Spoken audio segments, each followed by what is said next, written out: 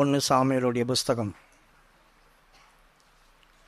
9வது அதிகாரம் 1, 2, 3 வாசிங்க. பென்யமின் கோத்திரத்தாரில் கீஸ் என்னும் பேருள்ள மகா பராக்கிரமசாலியான ஒரு மனுஷன் இருந்தான். அவன் பென்யமின் கோத்திரத்தான் ஆகிய அபியாவின் மகனான பெஹரோத்திற்கு பிறந்த சேரோரின் குமாரனாகிய அபியேலின் குமாரன். அவனுக்கு சவுல் என்னும் பேருள்ள சௌந்தரியமான வாலிபனாகிய ஒரு குமாரன் இருந்தான். இஸ்ரவேல் புத்திரரில் அவனை பார்க்கிலும் சௌந்தரியவான் இல்லை. எல்லா ஜனங்களும் அவன் தோளுக்கு கீழாய் இருக்கத்தக்க உயரமுள்ளவனாயிருந்தான். சவுலின் தகப்பனாகிய கீசுடைய கழுதைகள் காணாமல் போயிற்று. ஆகையால் கீஸ் தன் குமாரனாகிய சவுலை நோக்கி, நீ வேலைக்காரரில் ஒருவனை கூட்டிக் கொண்டு கழுதைகளை தேட புறப்பட்டு போ என்றான். போதும். பிரியமானவர்களே, கீஸ் அவருடைய குமாரன் சவுல் கீசுடைய கழுதைகளை தன் குமாரன் மேய்த்து கொண்டிருந்தான். கழுதைகள் மேய்த்து கொண்டிருக்கப்படுகிறது. கழுதை காணாமல் போச்சுன்னா எத்த கழுதை காணாமல் போவோம்? எதனா ஒன்று வழி தப்பி போவோம். ஆனால் இங்கே என்ன சொல்லியிருக்குது? கீசுடைய கழுதைகள் காணாமல் போச்சு. எப்போ காணாத போச்சு? மேய்த்து கொண்டிருக்கும் போதே. அது எப்படி மேய்த்து கொண்டிருக்கும் போதே காணாத போவோம்? கர்த்தர் நம்முடைய ஜீவியத்தில் எதையாவது செய்யணும்னு நினச்சார் அப்படி சொன்னாக்கா சில கிரிகைகள் நம்மளுக்கு நடக்கும் கண்ணுக்கு முன்னாலேயே. அப்படின்னா கர்த்தர் நமக்குள்ளே ஏதோ செய்ய ஆரம்பிச்சிட்டாருன்னு நினச்சி கொள்ளுங்க. இந்த சப்ஜெக்டுக்கு போகிறதுக்கு முன்னால் மேலே ஒரு பட்டியல் வாசித்தமே. முதலாவது பென்யமீன் கோத்திரத்தில் கீஸ் என்கிறதான ஒரு மகன் இருந்தான் அப்படி சொல்லிட்டு, பென்யமீன் கோத்திரத்தில் ஒரு கீஸ் என்கிறதான ஒருத்தன் இருந்தான் அப்படி சொல்லியிருக்குது. பிரியமானவர்களே, இந்த பென்யமீன் அப்படி சொன்னாக்கா, பெஞ்சமின் அப்படி சொன்னால் வலது கரத்தின் மகன் அப்படி சொல்லி அர்த்தம். அந்த பேருக்கு வலது கரத்தின் மகன். அவனுடைய கோத்திரத்தில் ஒருத்தன் வரான், அவன் கீஸ். கீஸ் அப்படி சொன்னால் என்ன? பொரி. பொரி பொரி என்னது? பொரி கடல் இல்லை. நீங்கள் சாப்பிட்றீங்களா? அந்த பொரி கடல் இல்லை. பொரி அப்படி சொன்னாக்கா, எனக்கு பொரி வச்சுருக்கிறாங்க, கன்னி வெடி வச்சுருக்கிறாங்க, வலை விரித்து வச்சுருக்காங்க, அதுதான் பொரி. கீஸ் என்கனா பொரி, வலை விரிக்கிறவன். எனக்கு கண்ணி வச்சிருக்கிறாங்க. முதலாவது அவனுடைய பேருக்கு அர்த்தம் பொரி. ரெண்டாவது மயக்கும் பொருள். மயக்கும் பொருள் என்னை கவர் பண்ணிடும். ஒன்று வலையில் சிக்க வைக்கணும். உங்களை ஏதாவது ஒரு வலையில் சிக்க வைக்கணும் யாராவதுன்னா உங்களை மயக்கணும் தானே. மயக்கும் பொருள். ரெண்டாவது மாய வலை. இந்த பேருக்கு 3 அர்த்தம் இருக்குது. ஒன்று பொறி, ரெண்டாவது மாய வலை, மூணாவது மயக்கும் பொருள். இப்போ இந்த பேருடைய காரியங்கள் நம்மகிட்ட இருக்கா பார்க்கணும். உங்களை சொல்லுங்கள், நீங்கள் எது உங்களை மயக்குது?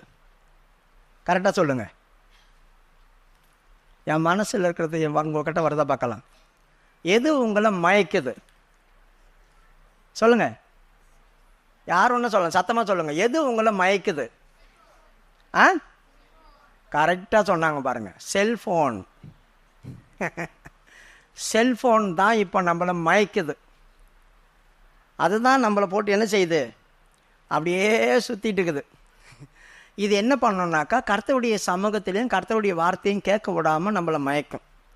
கலாத்தியரில் இந்த வசனம் சொல்லியிருக்குது, புத்தி இல்லாத கலாத்தியரே. அப்போது இந்த காரியம் நம்மகிட்ட வந்துடுச்சு அப்படின்னாக்கா நமக்கு சட்ட புத்தி போயிடும். புத்தி இல்லாத கலாத்தியரே, உங்களை மயக்கினவன் யார்? 3:1. கலாத்தியர் 3:1. கலாத்தியரே, நீங்கள் சத்தியத்திற்கு கீழ்ப்படியாமற் போகத்தக்கதாக உங்களை மயக்கினவன் யார்? இயேசு கிறிஸ்து சிலுவையில் அறையப்பட்டவராக உங்கள் கண்களுக்கு முன் பிரத்யட்சமாய். இவங்கெல்லாம் யாரும் ரட்சிக்கப்பட்டவங்க. கண்களுக்கு முன்பாக பிரதிட்சமாய் கர்த்தரை ரட்சிப்பு பெற்று ஆண்டவர் சமூகத்தில் வந்தவங்க. ஆனால் இப்போ அதை மறந்துட்டாங்க. சத்தியம்னா இப்போ கசக்குது. சத்தியம் கேட்கணும்னா கசக்குது. ஆனால் ஒரு செல்லை கையில் கொடுத்து பாருங்க, என்ன சிரிச்சுக்கிட்டே 24 மணி நேரம் கையில் வச்சுட்டுப்பான். நம்மளுக்கு 48 மணி நேரம் ஜாபம் வச்சோம் இல்லையா? அந்த மாதிரி அவங்களுக்கு 48 மணி நேரம் செல்லை போட்டு ரீசார்ஜ் பண்ணி கொடுத்துட்டோம்னா அதில் ஓடிட்டு இருக்கோம். தூக்கம் வேணாம், சாப்பாடு வேணாம், தண்ணி வேணாம், எதுவும் வேணாம், இப்படியே செல்லு பார்த்துட்டு இருக்கிறாங்க. அப்படியே போய் ஒருத்தன் எதனா பக்கத்தில் இருக்கிறத தீட்டு பண்ணால் கூட பார்க்க மாட்டாங்க. அதான் ஏன்னா அவங்கள மயக்கி மாய வலைக்குள்ளே மாட்டிடுச்சு. மாய வலை. சரி, செல்லை பற்றி ஏதாவது பைபிளில் இருக்கா? செல்லை பற்றி எங்கேயாவது பைபிளில் சொல்லியிருக்கிறானே. ஒரு ஆள் சொல்லியிருக்கிறானே. ஏசாயாவுடைய புஸ்தகம் 28வது அதிகாரம் 4வது வசனத்தை வாசிங்க. ஏசாயாவுடைய புஸ்தகம் 28வது அதிகாரம் 4வது வசனம். செழிப்பான பள்ளத்தாக்குடைய கொடுமுடியின் நல்லா கவனிங்க. இது செழிப்பானதுதான், எல்லாத்துக்கும் பிரயோஜனப்படும். நம்முடைய வேலைக்கு பிரயோஜனப்படும். நம்ம இப்போ ஒருத்தருக்கு ஒருத்தர் பணம் அனுப்பிக்கிறாங்களே, அதுக்கு பிரயோஜனப்படுது. யாராவது எங்கேயாவது இருந்து உதவினா இங்கேருந்தே பண்ணிக்கலாம். எவ்வளோ காரியத்துக்கு உதவியாக இருக்குது. இது எல்லாருக்கும் செழிப்பு தான். ஆனால் இந்த செழிப்பு பள்ளத்தாக்கில் கொண்டு போய் நம்ம தள்ளுது. சில நேரங்களில் செழிப்பானது தான், ஆனால் பள்ளத்தாக்கில் கொண்டு போய் தள்ளுது. இது பள்ளத்தாக்கில் நம்மளை அறியாமையே விழுந்துடுறோம். பள்ளத்தாக்கில் தள்ளுறது மாத்திரமில்லை, செழிப்பான பள்ளத்தாக்கின் கொடுமுடி. இதுதான் எனக்கு மேன்மை, இதுதான் எனக்கு மேன்மை. நம்ம செல்லு பாருங்கள், எதை விட்டாலும் அதை நம்ம விட மாட்டோம். அதுதான், அது மேலே தான் நம்மளுக்கு கவனமாக இருக்கும். இங்கே இருந்து இப்போ நீங்கள் முடிக்கிறீங்க, இந்த கன்வென்ஷன், இந்த கூட்டம் முடிகிற வரைக்கும், இந்த கூட்டம் சண்டே சர்வீஸ் முடிஞ்சு ராப்போஜனை முடிகிற வரைக்கும், முடிஞ்சு கீழே போன உடனே பாருங்கள், அதை தான் கையில் எடுக்க சொல்லும். பேக்லேருந்து அதை தான் எடுக்க சொல்லும். எடுத்து டேன்னு பார்க்க சொல்லும். இல்லைன்னா பைத்தியம் முடிச்சிடும் உங்களுக்கு. ஞாயிற்றுக்கிழமை ஒரு நாள் காலையில் 7 மணிலேருந்து சாயந்தரம் 7 மணி வரைக்கும் நான் இந்த செல்லையே தொடமாட்டேன்னு ஒரு நாளைக்கு பிரதிஷ்டை பண்ணி தேவ சமூகத்தில் உட்காருங்க. உன் வாழ்க்கையில் நீ 10 வருஷத்துக்கு முன்னாலேருந்து எதுக்கெல்லாம் ஜோமெட்ரி அதெல்லாம் கிடச்சிரும். முடிஞ்சால் ட்ரை பண்ணு. முடிஞ்சால் ட்ரை பண்ணிக்கோ. உனக்கு நான் சொல்கிறேன், கண்டிப்பாக கிடைக்கும். ஆண்டோடைய சமூகத்தில்னு சொல்கிறேன். முடிஞ்சால் ட்ரை பண்ணிக்கோ. முடியாது, அதெல்லாம் முடியாதுங்க. முடிகிற காரியத்தை சொல்லுங்கள். அப்படி தானே சொல்கிறீங்க. ரெண்டாவது இது படிமா மறுபடியும். செழிப்பான பள்ளத்தாக்குடைய கொடுமுடியின் மேலுள்ள அலங்கார ஜோடிப்பாகிய. இது அலங்கார ஜோடிப்பு. வரும்போது செங்கல் சைஸில் வந்துச்சு செல்லு. அதுக்கப்புறம் அப்படி நீட்டாக வந்துச்சு. அதுக்கப்புறம் குறைஞ்சிது. அதுக்கப்புறமா சின்னதாக மாறிச்சு. அதுக்கப்புறமா அந்த நம்பர்லேயே கலர் செல் இருந்துச்சு. அப்புறம் அதில் கேமரா வச்சு கொடுத்தான். அப்புறம் அப்படி இப்படி மாறி இப்போ ஜோடிப்பாக மாறிடுச்சு. ஜோடிப்பு வித்தியாசமாக ஜோடிக்கிறாங்க. இப்போ நம்மக்கிட்ட இப்படி வச்சுட்டோம்னாக்கா இந்த 4-5 கேமரா தெரியணும் வெளியே. பாக்கெட்டு சின்னதாகுது, செல்லு பாக்கெட்டோட பெருசாகுது. அவ்வளோ பெருசு. ஜோடிப்பாகிய வாடிய புஷ்பம். எவ்வளவு அதில் ஜோடிப்பு வருதோ, நீ மலர்ந்த மலர், எங்க மலர்ந்த? அக்னியில் மலர்ந்த மலர். இந்த புஷ்பம் வாடிடும். புரியுதா உங்களுக்கு? எந்த அளவுக்கு அதில் எவ்வளோ ஆப் வைக்கிறாங்களோ, நம்மளுக்கு ஆப்பு வைக்கிறாங்க. நம்ம நினைக்கிறோம் அது அந்த ஆப்பு இருக்குது, இந்த ஆப்பு இருக்குது. நம்மளுக்கு ஆப்பு வைக்கிறாங்கன்னு தெரிய மாட்டேங்குது. அவன் நம்மளுக்கு சேர்த்து வைக்கிறான் ஆப்பு. நம்ம நினைக்கிறோம் இதில் இது இருக்குது, அந்த ஆப் இருக்குது, இந்த ஆப் இருக்கா, இது இருக்கா பார்க்குறோம். சேர்த்து நம்மளுக்கு வச்சுட்டான்னு தெரியல. அதனால் இது ஜோடிப்பு தான், கொடுமுடி தான், உயர்ந்ததான காரியம்தான், நம்மளுக்கு எல்லாத்துக்கும் யூஸ் ஆகும். ஆனால் இது வாடிய புஷ்பம், நம்மளை வாட பண்ணும், ஆத்மாவை காலி பண்ணிடும். அடுத்தது பருவ காலத்துக்கு முன் பழுத்ததும். இதான் ரொம்ப முக்கியம். பருவ காலத்துக்கு முன்பு பழுத்ததும். பிரியமானவர்களே, ஆரம்ப நாட்களில் இந்த செல்லுலாம் வராத நேரத்தில் ஒரு குறிப்பிட்ட ஏஜ் வரைக்கும் பசங்களும் கரெக்டும் பிள்ளைங்களும் கரெக்டும் எந்த விஷயமும் தெரியாது. எந்த விஷயம், இந்த உலக பிரியமான காரியத்தில் எதுவுமே தெரியாது. ஆனால் இப்போ பருவகாலம் இன்னும் வரல. பருவ காலத்துக்கு முன்னால் பழுத்து போய் கிடக்குதுங்க எல்லாரும். பருவகாலமே வரல. பருவகாலம்னா என்ன அர்த்தம்? ஒரு மரத்தில் பூ பூக்கும், அப்புறம் பிஞ்சு, அந்த பிஞ்சு செங்காயாக மாறும். செங்காயாக மாறும் அப்புறமா தான் அது பழுக்கும். பழுத்த பேர் தான் எடுத்து சாப்பிட்டா நல்லா இருக்கும். இது பிஞ்சிலே பழுத்து போச்சு. சில பேர் இதெல்லாம் பண்ணும்போது சொல்கிறாங்க, பிஞ்சில் பழுத்துது. எப்படி பேசுது வித்தியா அப்படி சொல்கிறாங்க பார்த்தீங்களா? பிஞ்சில் பழுத்துது. இது வளர்ச்சி அடைகிறதுக்கு முன்னால் பழுத்துச்ச சொல்கிறாங்களா? அந்த மாதிரி தாங்க இந்த செல்லு என்ன பண்ணுச்சு, அநேகரை பிஞ்சிலேயே பழுக்க வச்சிருச்சு. பருவகாலத்துக்கு முந்தி எல்லா காரியங்களும் எல்லா விஷயங்களும் அவங்களுக்கு தெரிய வந்துடுச்சு. இப்போ தெரியாதது ஒன்றுமே கிடையாது. எங்கே கொண்டாந்து முடியுது பாருங்கள். இவனுக்கு எப்படி தெரியும் இதெல்லாம்? இப்போ நடக்கிற காரியம் ஏசையா எப்போ எழுதி வச்சிருக்கான் பார். அடுத்தது, பருவ காலத்துக்கு முன்பு பழுத்ததும் காண்கிறவன் பார்த்து அது தன் கையில் இருக்கும் போதே விழுங்குகிறதுமான முதல் கனியை போல இருக்கும். எல்லாரும் கையிலையும் செல்லு தானே இருக்கு, கையில தான் இருக்காது, கையில தான் வச்சிருக்கிறாங்க. பார்க்கிறவன் பார்த்து நம்மளோட சூப்பராக வச்சிருக்கான், தூங்கட்டும், ஆட்டையை போட்டுருவான், எப்படியாவது இதை எடுக்கணும். இன்னைக்கு பணத்தை கீழே போட்டால் கூட எடுக்க மாட்டானுங்க. செல்லை எவனா தூங்குறாங்களா பார்க்குறோம். இப்படி வச்சு கண்ணை மூடி ஜாம் பண்ணி முடிக்கிறதுக்குள்ள செல்லை காணும். இங்கே தாங்க வச்சு செல்லை காணுன்றாங்க. இங்கே தான் வச்சுருந்தேன், கண்ணை மூடுதான், ஜாம் பண்ணுறதுக்காக கண்ணை மூடினேன், செல்லை திருடிட்டானுங்க. எவன் எடுத்தானே தெரியாது. எடுத்த உடனே சுவிட்ச் ஆஃப் பண்ணி போட்டு சிம்மத்திக்கு போட்டுறாங்க. யோசித்து பாருங்கள். காண்கிறவன் அதை பார்க்கும்போதே அவன் கையில் இருந்து பிடுங்குற முதல் பலனா, இதுதான் எனக்கு வேணும், அதான் முதல் பலன். எது முதல் பலன் பாருங்கள். அவன் கையிலிருந்து டமக்குன்னு பிடுங்கி எடுக்கிறதுக்கு முதல் பலனாக இருக்குது. மறுபடியும் அந்த வசனத்தை, செழிப்பான பள்ளத்தாக்குடைய கொடுமுடியின் மேலுள்ள அலங்கார ஜோடிப்பாகிய வாடிய புஷ்பம் பருவ காலத்துக்கு முன் பழுத்ததும் காண்கிறவன் பார்த்து அது தன் கையில் இருக்கும் போதே விழுங்குகிறதுமான முதல் கனியை போல இருக்கும். பார்த்தீங்களா? அதுதான் எனக்கு ஸ்பெஷல். இது இல்லைனா நான் படிக்க மாட்டேன், இது இல்லைனா நான் ஸ்கூல் போக மாட்டேன், இது எனக்கு வாங்கி கொடுத்தா தான் நான் சாப்பிடுவேன், இது எனக்கு வாங்கி கொடுத்தா தான் நான் அவங்ககிட்ட பேசுவேன். எத்தனை பிள்ளைங்க பசங்க செல்லு வாங்கி கொடுக்கணும், சாதா செல்லு. சாதா செல்லாம் வேணாம், 25,000 ரூபா, 30,000 ரூபா, 40,000, 50,000 ரூபா, 60,000 ரூபா போகிறாங்க. இங்கே பெற்றவங்க சாவுறாங்க பட்னியா, வருமானம் இல்லை. ஆனால் செல்லு ஹை குவாலிட்டியில் தான் வேணும், ஹை குவாலிட்டி தான் வேணும். முதல் பலன் எங்கே போய் முடியுது பாருங்கள். அப்போ இது என்ன விலை? மகைய விலை. உன்னை மயக்கத்தில் கொண்டு போகிற மாய விலை. கேஸ் உன்னை மயக்கிடுவான்.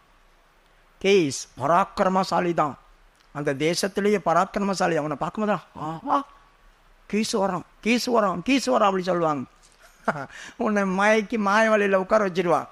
நெட்டு அப்படி சொல்கிறாங்க. எப்படி சொல்கிறதுக்கு மாறேன், அவன் பேருக்கு என்ன போட்டிருக்காங்க பாருங்க, மாய வலை. அப்புறம் என்ன, உன்னை என்ன இங்கிலீஷில் மயக்கிறதுக்கு என்ன சொல்லுவாங்க? மயக்கிறதுக்கு என்ன சொல்லுவாங்க? டெம்பரேச்சா அது அந்த மைக்கில் சொல்லு. மாய வலைக்கு இங்கிலீஷில் என்ன சொல்லுவாங்க? அது நம்மளை மயக்கிற நெட்டு. இங்கிலீஷ் அண்ட் தமிழன் சேர்த்து சொல்கிறேன் நான். மயக்கிற நெட்டு, மாய வலை. பெரிய மாணவர்களே, அந்த வலையில் நம்ம சிக்கக்கூடாது, அந்த வலையில் நம்ம சிக்கக்கூடாது. அந்த வலையில் நம்ம சிக்கணும்னா அடுத்தது அவங்க அப்பாவுடைய பேர் பாருங்கள். ஒருத்தன் பேர் வருது, என்ன பேர்? எங்கள் அப்பா பேரை நான் கெடுத்துருவேன், எங்கள் அப்பா பேர் கெட்டு போயிடும். அடுத்தது அபியா அப்படி சொல்லியிருக்குது. படிமா அந்த வசனத்தை. 9:1. பென்யமின் கோத்திரத்தாரில் கீஸ் என்னும் பேருள்ள மகா பராக்கிரமசாலியான ஒரு மனுஷன் இருந்தான். அவன் பென்யமின் கோத்திரத்தனாகிய அபியாவின் மகனான. அபியாவின் மகனான. பிரியமானவர்களே, அபியா அப்படி சொன்னா என்ன அர்த்தம்? யெகோவா என் தகப்பன், யெகோவா என் தகப்பன். நான் எந்த மாய வலையில் வேறனோ, எப்போ நான் பொறியில் அகப்படுறனோ, அப்போ நான் சிக்குண்டு எல்லாருக்கும் முன்பாக சின்ன பின்னமாவேன். அப்போ என் பெத்த தகப்பனுடைய பேர் கெட்டு போகும். என்ன இவங்க பிள்ளைங்களா இப்படி நடக்கிறாங்க, இவங்க பிள்ளைங்களா இப்படி வராங்க, இவங்க பிள்ளைங்களா இப்படி பண்ணுறாங்க அப்படி சொல்லுவாங்க இல்லையா? அப்போது உன்னாரை காட்டி தான் அந்த பிள்ளையை சொல்லுவாங்க, இன்னாருடைய மகன், இன்னாருடைய மகன், இன்னாருடைய மகன். பாருங்க, அபியா என் தகப்பன் பேர். நான் எந்த வலையில் மாற்றேனோ என் பெத்தவங்களுடைய பேரை கெடுத்துருவேன், என் பெத்தவங்களுடைய பேரை கெடுத்துருவேன். பிரியமானவர்களே, இந்த சப்ஜெக்டுக்கு போகிறதுக்கு முன்னால் நம்ம இதை தெரிஞ்சு ஆகணும், அதுக்கப்புறம் தான் அந்த சப்ஜெக்டுக்கு போக முடியும். ஆகவே அபியா அப்படி சொன்னாக்கா, என் யெகோவா என் தகப்பன், நான் மாய வலையில் மாட்டி என் தகப்பன் பேரை கெடுத்துடக்கூடாது. அடுத்தது பெரோத் அப்படி சொல்லியிருக்கு. பெகோரோத்தா படிமா. பெகோராத். பெகோராத். பெகோராத். பெகோராத் அப்படி சொன்னா என்ன? தலையிற்று. பெகோராத் அப்படி சொன்னா தலையிற்று, அவனுடைய மகன். தலையிற்று அப்படி சொன்னா என்ன அர்த்தம்? பெரிய மாணவர்களே, நாம் தேவனுக்கு சேஷ்ட புத்திரன், நாம தான் தலையிற்று கடவுளுக்கு. ஆனால் இந்த உலக பிரியமான அற்பமான காரியத்துக்கு என் சேஷ்ட புத்திரத்தை நான் இழந்துடக்கூடாது. அதை நீங்கள் மறந்துடவே கூடாது. எபிரேயருடைய புஸ்தகம் 12:16. எபிரேயருடைய புஸ்தகம் 12வது அதிகாரம். எபிரேயர் 12:16. யாவரோடும் சமாதானமா இல்லை ஒருவனும் வேசி கல்லனாகவும் ஒருவேளை போஜனத்துக்காக தன் சேஷ்ட புத்திர பாகத்தை விற்று போட்டு ஏசாவை போல சீர்கெட்டவனாகவும் இராதபடிக்கும் எச்சரிக்கையாயிருங்கள். தான் நம்மளை சீர்கெட்டவங்களா ஆக்குது. இந்த ஃபோன் நம்மளை சீர்கெட்டவங்களா ஆக்குது. என் பிதா என் தகப்பனுடைய பேரை கெடுத்துரும்.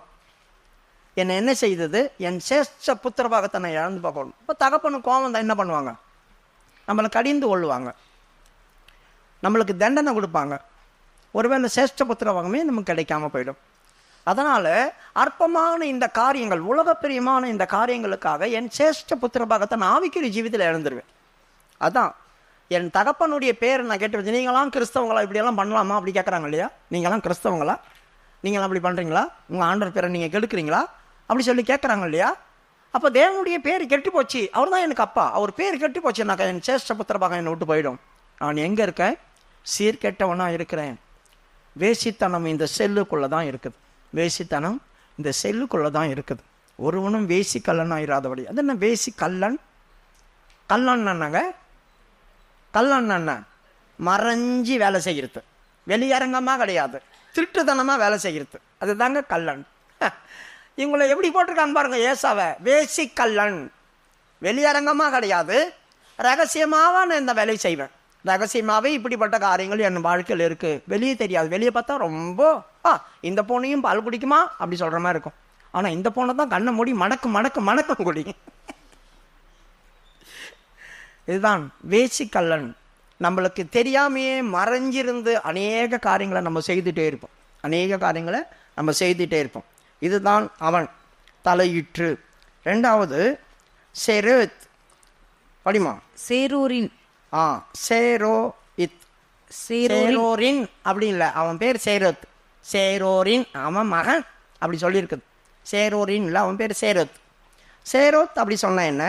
அடக்குமுறை, நொறுக்குதல், அடக்குமுறை. இஸ்ரவேல் ஜனங்கள் ஆவிக்குரியவங்க தான். எங்கே அவங்க நொறுக்கப்பட்டாங்க, ஒடுக்கப்பட்டாங்க தெரியுமா? எகிப்தில் தான். எகிப்தில் ஆலோட்டிகள் நிமித்தம் அவர்கள் ஒடுக்கப்பட்டாங்க. ஆலோட்டிகள்னா என்ன?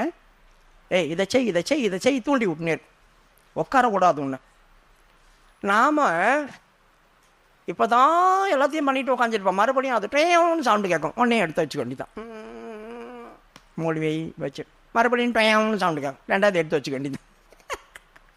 அதுதான் ஆலோட்டி. அது ஒன்றும் உஸ்பி ஏற்றிக்கிட்டே இருக்கும், ஒன்று தூங்க விடாது. டேன்னு சவுண்டு போட்டு இருக்கும். சவுண்டு வரும் போதெல்லாம் எடுத்து பார்த்துட்டே இருப்போம். அப்போ ஒர்க்கு உனக்கு 24 மணி நேரமும் நடந்துகிட்டே இருக்குது. ஒர்க்கு உனக்கு 24 மணி நேரமும் நடந்துகிட்டே இருக்குது. தூங்கக்கூடாது. அவர்கள் ஜீவன் அவனுக்கு கசப்பாயிடுச்சு. நல்லா இருந்த ஜீவனை கசப்பாக்கி விட்டு. எப்படிப்பட்டதான காரியம் பாருங்க. ஒடுக்குதல். ரெண்டாவது அது உன்னை நொறுக்கும். அடுத்தது அபியேல் அப்படி சொல்லி பேர் இருக்குது. அபியேல். அபியேலின் குமாரன். அபியேலின் குமாரன். அபியேல்னு ஒருத்தன் வரான். இந்த நொறுக்கப்படும் போது, என் ஜீவன் கசப்பாக்கும் போது நான் எனக்கு என்ன செய்வேன்? செத்தா போதண்டா. என்னத்துக்கு பிடிக்கவே இல்லை. வாழ்க்கையே ஃபெயிலியர் ஆகிப்போச்சு. வாழ்க்கையே போச்சு, எல்லாம் போச்சு, அது போச்சு இது போச்சுன்னு நீங்கள் வரும்போது இப்போ இவங்க என்ன பண்ணுவாங்க? என் தேவன் எனக்கு தகப்பன்.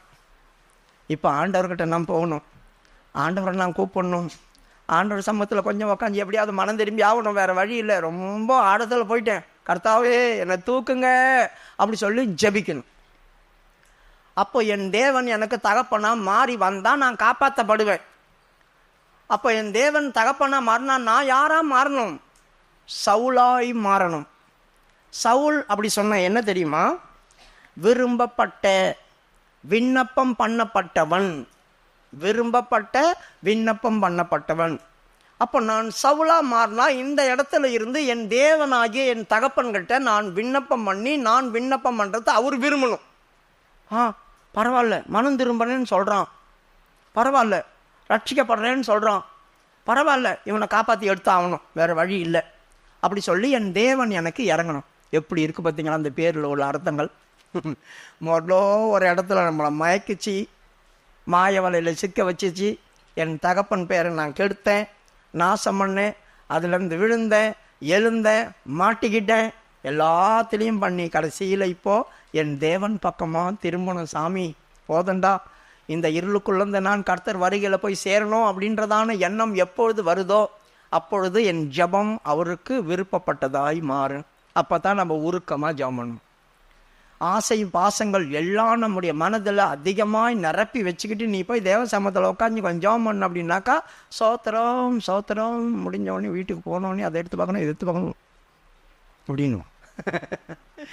அப்போ இங்கே கண்ணை மூடி தான் இருப்போம், வாய் சோத்திரம் பண்ணோம். ஆண்டவர் சொல்கிறார் பற்றியா, உங்களை குறித்து ஏசாயா தீர்க்கதரிசி நன்றாய் சொல்லியிருக்கிறானே, உதட்டினால என்னை கண்ணம் பண்ணுகிறீர்கள், உங்கள் இருதயமோ தூரமாக என்னை விட்டு தூரமாக விலகி இருக்குது. நன்றாய் சொல்லியிருக்கிறான் ஏசாயா தீர்க்கதரிசி, எப்பயோ இருந்து சொன்னான். இப்போ ஆண்டவர் அந்த பேர் சொல்கிறாரு. இப்போ ஆண்டவர் வந்தாலும் என்ன சொல்வார்? இப்போ நம்மலாம் போய் ஆண்டவரே சோத்திரம், ஆமாம் சோத்திரம் வருது, எனக்கு ஆத்திரம்னு வர ஆண்டவர் வாயில் என்ன கனம் பண்ணிவிட்டு இருதயமெல்லாம் தூரமாக எங்கேயோ வச்சுன்னுக்கிறீங்க, என்னென்னா இருதயத்தின் ஆழத்துலேருந்து துதிக்கிறீங்களா, அப்படி நேசிக்கிறீங்களா, அப்படி நேசிக்கிறதா அப்படிலாம் பண்ணுவீங்களா? அப்படி கேட்டால் என்ன பண்ணுவோம்? ஆண்டவரே கேட்டதே தப்பாக போச்சு என்ன வந்துடும். கேட்டதே தப்பாக போச்சு, எதுக்கு கேட்டோம்? கேட்காமையே சோத்திரம் பண்ணிட்டு வந்திருக்கலாம். இதுதான். ஆகவே இந்த அனுபவம் நம்மளுக்கு வரும்போது நாம் செய்ய வேண்டியதான சவுலாக மாறணும். சவுலாக மாறணும்னா நாம் விருப்பப்பட்டவங்களா விண்ணப்பம் பண்ணுகிறோன்னா மாறுவேன். அப்போ நான் விருப்பப்பட்டு விண்ணப்பம் பண்ணுகிறோம் மாறினா கர்த்தர் இப்போ என்ன செய்வார்? சாதாரணமான கழுதையை மேய்த்து கொண்டிருந்த வண்ணை என்னை தூக்கி ஆளுகை செய்கிற ராஜாவாக மாற்றணும். இப்போ ஆண்டவருடைய திட்டம் வெளிப்படுது. கழுதை பின்னால் ஓடிட்டுருக்கிறேன், கழுதையை மேய்ச்சிட்டு இருக்கிறேன். எப்போனா மதிக்க மாட்டான். ஆடு மேய்ச்சிருந்தா கூட ஆடு மேய்க்கிறான், இவன் என்ன மேய்ச்சான்? கழுதையை மேய்க்கிறான், லூசு பையன், கழுதை அப்படி சொல்லுவாங்க, கேவலமாக நினைப்பாங்க. இந்த கேவலமான இடத்துல இருக்கிற என்ன தூக்கி இப்போ ஆளுகை செய்கிற ராஜாவை ஆண்டவர் மாற்றி திட்டம் போடுறார். ஒரு திட்டம் வருது இப்போ அவர் மனசுலேருந்து. அதனால் என்ன பண்ணார்? இவன் வேற வேண்டுதல் பண்ணிட்டானே, விரும்பத்தக்கதா இவன் விண்ணப்பம் பண்ணிட்டானே, அதனால் இவன் தூக்கி எடுக்கணும்னு சொல்லி கழுதை மேய்ச்சிட்டு இருக்கிறாங்க. எந்த இடத்துல? பென்யமீன் கோத்திரத்தில். இப்போ பென்யமீன் கோத்திரம் எந்த பக்கம் இருக்குது? மலை ஏரியா. அது எருசலேம் பொழுதும் மலை ஏரியா. இப்போ மலை ஏரியாவில் என்ன வரும்? மிஸ்ட்டுகள் வரும். அப்பப்போ மேகங்கள் இறங்கும். அப்படி மிஸ்ட் இறங்கி கொஞ்ச நேரத்தில் வெள்ளை மேகமாக ஒன்றுமே தெரியாது, மலைகள் எல்லாம் மறைஞ்சிரும். அதுக்கப்புறம் கொஞ்சம் நேரம் பொறுத்து அந்த மிஸ்ட்டு போகும். அப்புறம் தான் மற்றதெல்லாம் தெரியும். நீங்கள் தான் குன்னூர்லேருந்து வந்தவங்க தானே, குன்னூர் ஊட்டிலேருந்து பாதி பேருக்கு தெரியும் மிஸ்ட்னா என்னான்ட்டு. அப்போ வந்து மிஸ்ட் இறங்கிடுச்சுன்னா ஒன்றுமே தெரியாது. இப்போ ஆண்டவர் என்ன பண்ணார்? இவங்க மேய்ச்சிட்டே இருக்கிற நேரத்தில் திடீர்னு ஒரு மேகத்தை இறக்குனார். ஏன்னா கழுதைகள் காணாமல் போச்சு. படிமா 4வது வசனத்தை. அப்படியே அவன் எப்ராயிம் மலைகளையும் 3வது வசனம். சவுலின் தகப்பனாகிய கீசுடைய கழுதைகள் காணாமற் போயிற்று. ஆகையால் கீஸ் தன் மேய்த்து கொண்டிருக்கும் போதா அது இல்லையா? சரி படி, 3வது வசனம் படி. சவுலின் தகப்பனாகிய கீசுடைய கழுதைகள் காணாமற் போயிற்று. இங்க பன்மையில சொல்லப்பட்டிருக்கு கழுதைகள் காணாமல் போயிடுச்சு. எதனா ஒரு கழுதை காணாம போனா மேய்ச்சிட்டு இருக்கும் போது அது எப்படியே வழி தப்பி போயிடுச்சுங்க. நான் முன்னால நடந்துட்டு வந்தேன், பின்னால் வந்து இந்த கழுதைங்க தான் எப்படியோ ஒன்று காணாத போயிடுச்சு. நான் இப்போ தேடிட்டு வரேன், ஒரு கழுதை தானே இங்கே எங்கன்னா இருக்கும் அப்படி சொல்லி தேடலாம். ஆடுகள் கூட 100 ஆடு ஒருவன் வச்சுருந்தா ஒரு ஆடு காணாத போச்சு. அப்போ 99 ஆடுகளை இங்கே வச்சுட்டு ஒரு காணாமல் போன ஒரு ஆடை தேடி தான் போகிறார் அந்த மேய்ப்பன். ஆனால் இந்த இடத்துல என்ன சொல்லுது? கழுதைகள் காணாத போச்சு. எல்லா கழுதையும் போயிடுச்சு. எல்லா கழுதையும் எப்படி போவோம்? யோசிக்கணும்ல நம்ம. எல்லா கழுதையும் காணாத போவோம். இப்போ மேகம் இறங்கிச்சு, இவன் மேய்ச்சிட்டு இருக்கும் போது இவன் கண்ணுக்கு முன்னால் அந்த மேகம் போகும்போது கழுதையும் காணாத போயிடுச்சு. இப்போ இவங்க என்ன நினைப்பாங்க? மேகம் வந்து இறங்கிச்சு, ஒரு 1/2 hour மேகம் இருந்துச்சு, அப்பமா இந்த பக்கம் எங்கன்னா மேய்ஞ்சிட்டு போயிடுச்சா, இந்த பக்கம் எங்கன்னா மேய்ஞ்சி எல்லா கழுதையும் போயிடுச்சு, கண்ணுக்கே தெரியலையே. இப்போ அப்பா கிட்ட வந்து சொல்லுவாங்க, என்ன சொல்லுவான்? அப்பா கழுதையை மேய்ச்சிட்டு இருந்தோம், மிஸ்ட் வந்து இறங்குச்சு, கழுதை காணாத போயிடுச்சு. ஏய் ஒன்று கழுதை தானே காணாத போச்சு? இல்லை கழுதை எல்லாமே காணாத போச்சு. கழுதை எல்லாமே இப்போ காணாத போகும். போயிடுச்சு, கண்ணுக்கு முன்னால் காணாத போயிடுச்சு. போய் தேடுறா, யாருன்னா ஒருத்தரை கூப்பிட்டு போ, ஒரு ஆளை கூப்பிட்டுக்கோ, போ வேலைக்காரங்களை கூப்பிட்டு போய் தேடு. உங்கள்கிட்ட கழுதை மேய்க்க கொடுத்தா கழுதையெல்லாம் விட்டுட்டு வந்துருக்கியா? இங்கே தகப்பன் திட்டிருப்பானா? திட்டிருக்க மாட்டானே. இப்போ எங்கள் அப்பா என்கிட்ட கழுதையை மேய்க்க கொடுத்தாரு, ஒரு 10 கழுதை நான் மேய்ச்சிருக்கிறேன். திடீர்னு 10 கழுதையும் காணாத போச்சு. எங்கள் அப்பா கிட்ட போய் சொல்கிறேன், அப்பா 10 கழுதையும் காணாத போச்சு. ரொம்ப சந்தோஷம், பா போய் சாப்பிட்டுட்டு வரா, போய் சாப்பிடு போ அப்படி சொல்லுவாரா? பெரிய தடியாக பார்த்து எடுப்பார். பல்லாசி கட்டுறதுக்கு 10 கழுதையும் காணாது போகிறதுக்கு நீ என்ன பண்ணியிருந்தேன்னு கேட்பாரு. 10 கழுதையும் காணாது போகணும். அறிவு இருக்கா? 10 கழுதையை விட்டுட்டு வந்திருக்கே, போடா யாரையாவது கூப்பிட்டு போங்கடா, போய் தேடுங்கடா, எல்லா இடத்தையும் தேடுறா அப்படி சொன்னார். இப்போ படிங்க 4வது வசனம். அப்படியே அவன் எப்ராயிம் மலைகளையும் சலிஷா நாட்டையும் கடந்து போனான். அங்கே அவைகளை காணாமல் சாலிம் நாட்டை கடந்தார்கள். இப்போ அதுலேருந்து ஒன்றா நம்ம படிக்கணும். அப்போ தான் ஒருத்தராக தெரியும். முதலாவது அவங்க அப்பா கழுதையை தேடப்போ சொன்னார். இவன் ஒரு ஆளை கூப்பிட்டுக்கிட்டான். ஏய், ஒரு ஆளை கூப்பிட்டுட்டு போகிறான். எங்கே போனான்? எப்ராயிம் மலை தேசத்தை தேடி போனான். எப்ராயிம் ஒரு மேடான தேசம். அந்த எப்ராயிம் மலை தேசத்தில் போனதுனால மறைஞ்சிடுச்சா அப்படி சொல்லி எப்ராயிம் மலை தேசத்தில் போனான். இந்த எப்ராயிம் அப்படி சொல்கிற இடத்துல நம்ம போனோம்னா, எப்ராயிம் என்ன தெரியுமா? ரெட்டிப்பான கனின்னு சொல்லியிருக்குது, ரெட்டிப்பாய் பெருகுதல் அப்படி சொல்லியிருக்குது, அதிகரித்தல் அப்படின்னு சொல்லியிருக்கு, பல்லுகுதல், ரெட்டிப்பான பல்லுகுதல் இப்படின்னு சொல்லியிருக்குது. இப்போ இதை நல்லதாகவும் எடுக்கலாம், கெட்டதாகவும் எடுக்கலாம். இந்த எப்ராயிமை இப்போ நம்ம எடுக்கும் போது கெட்டதாக தான் எடுக்கணும். ஏன்னா கனியில் ஆவிக்குரிய கனியும் இருக்குது, பாவ கனியும் இருக்குது, இச்சையான கனி. அதனால தான் நல்ல கனி கொடாத யாவும் வெட்டப்பட்டு அக்கினியிலே தள்ளப்படும் அப்படி சொல்லியிருக்கு. அப்போது இந்த இடத்துல இந்த சூழ்நிலையில் இருக்கிறதால இந்த எப்ராயிம் எப்படிப்பட்டவனா இருக்கிறான் அப்படி சொல்லி பார்க்கணும்.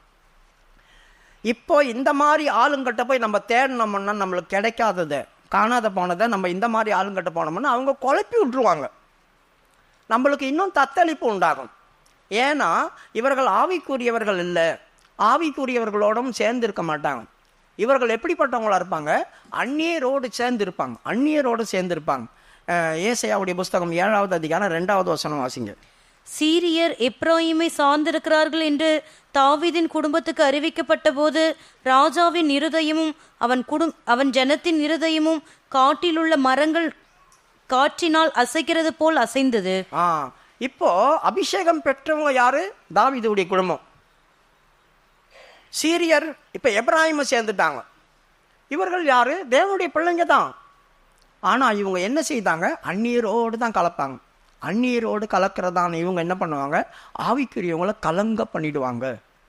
அவர்கள் இருதயம் தத்தளிக்குது. காட்டில் மரங்கள் எப்படி அசைதோ அந்த மாதிரி ஆடி போச்சான். அந்த நியூஸ் கேட்டோன்னையும் ஐயோ இவன் போய் சேர்ந்துட்டானே, நம்முடைய பலவீனத்தெல்லாம் சொல்லிடுவாங்களே, நம்முடைய காரியத்தெல்லாம் வெளிப்படுத்திடுவாங்களே, நம்மளை தாக்க வேண்டிய இடத்துல தாக்கினா நம்ம அழிஞ்சிடுவோமே அப்படின்றதான ஒரு காரியம் வந்துடுச்சு. ஆண்டவர் சொல்கிறாரு, இந்த எரிகிற 2 கொள்ளையை குறித்து நீ பயப்படாத, இந்த எரிகிறதான 2 கொள்ளையை குறித்து நீ பயப்படாத அப்படி சொல்கிறார். நம்மளுக்கு சில காரியங்கள் நடக்கும்போது நம்மளுக்கு கேட்குறதான வார்த்தை நம்மளை பயமுறுத்திடும். அதனால் இந்த எப்ராயிம் மலை தேசத்தில் நம்ம போய் தேடினோம்னா நம்முடைய இருதயம் கலங்கிடும், தத்தளிக்க பண்ணிடுவாங்க. 2வது இவங்க எப்படிப்பட்டவங்க? ஓசியாவுடைய புஸ்தகம் 7வது அதிகாரம் 8வது வசனம். இவர்கள் திருப்பி போடாத அப்பம் அப்படி சொல்லியிருக்குது. எப்ராயிம் அந்நிய ஜாதியோட கலந்திருக்கிறான், எப்ராயிம் திருப்பி போடாத அப்பம். நல்லா கவனிங்க. ஒரு ஆவிக்குரியதான சந்ததியாக இருக்கிற நாம் உலகத்தாரோடு போய் ரொம்ப ஐக்கியம் வச்சுக்கூடாது. ஏற்கனவே இவங்க உலகத்தாரோட ஐக்கியம் வச்சதுனால அபிஷேகம் பெற்றவங்க பயப்படுறாங்க.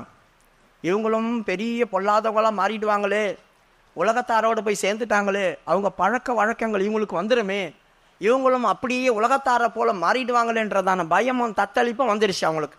2வது இவர்கள் சீரியரோட சேர்ந்துருக்கிறாங்க, அந்நியரோட சேர்ந்துருக்கிறாங்க.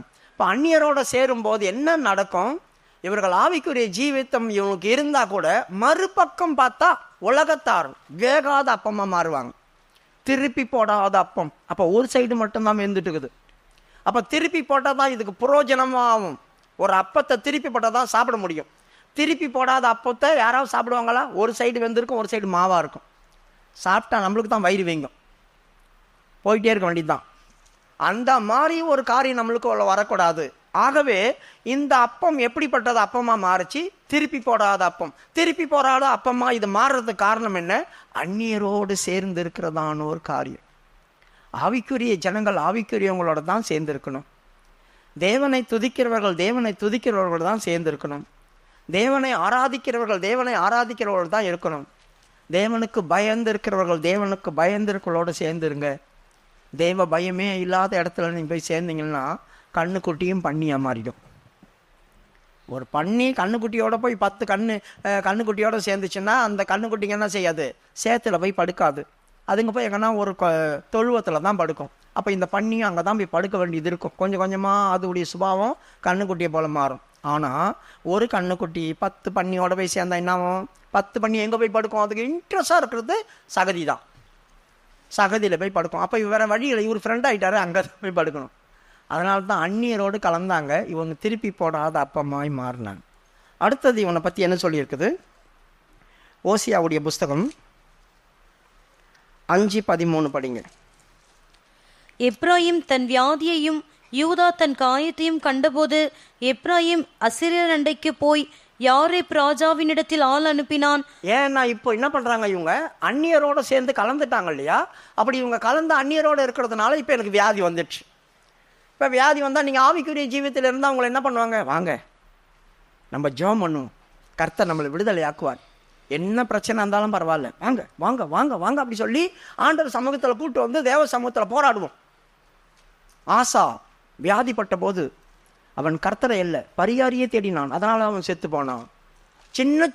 ஒரு சின்ன விஷயத்தை கூட தேவ சமூகத்தில் நிற்க முடியாம, ஒரு சின்ன காரியத்தை கூட அசிரியருக்கு பின்னால் ஓடணும்னா அவன் என்ன பண்ணுவான், ஏய் ஆண்டவர் டாக்டரை எதுக்கு படைச்சி வச்சிருக்காரு, இந்த மருந்தெல்லாம் யார் படைச்சது, ஆண்டவர் தானே படைச்சாரு, சாப்பிடலாம் தப்பு இல்லையே, ஊசி போட்டுக்கிட்டா தப்பு இல்லையே, மருந்து எடுத்த தப்பு இல்லையே அப்படி சொல்லி நம்மளை மயக்குவோம்.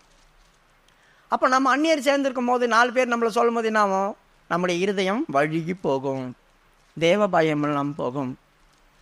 என் கட்டளைகளையும் நியமங்களையும் நீ கை கொண்டால் எகிப்துக்கு வர பண்ணின ஒரு வியாதியும் நான் உனக்கு வர பண்ணேன், அப்படி வந்தாலும் நான் தான் உனக்கு பரிகாரி, நான் தான் உனக்கு டாக்டர் அப்படி சொன்னார் ஆண்டவன், நான் தான் உனக்கு டாக்டர். அப்போ தேவன் எனக்கு டாக்டராக இருக்கும்போது நான் எங்கே போனேன், மருத்துவர்கிட்ட.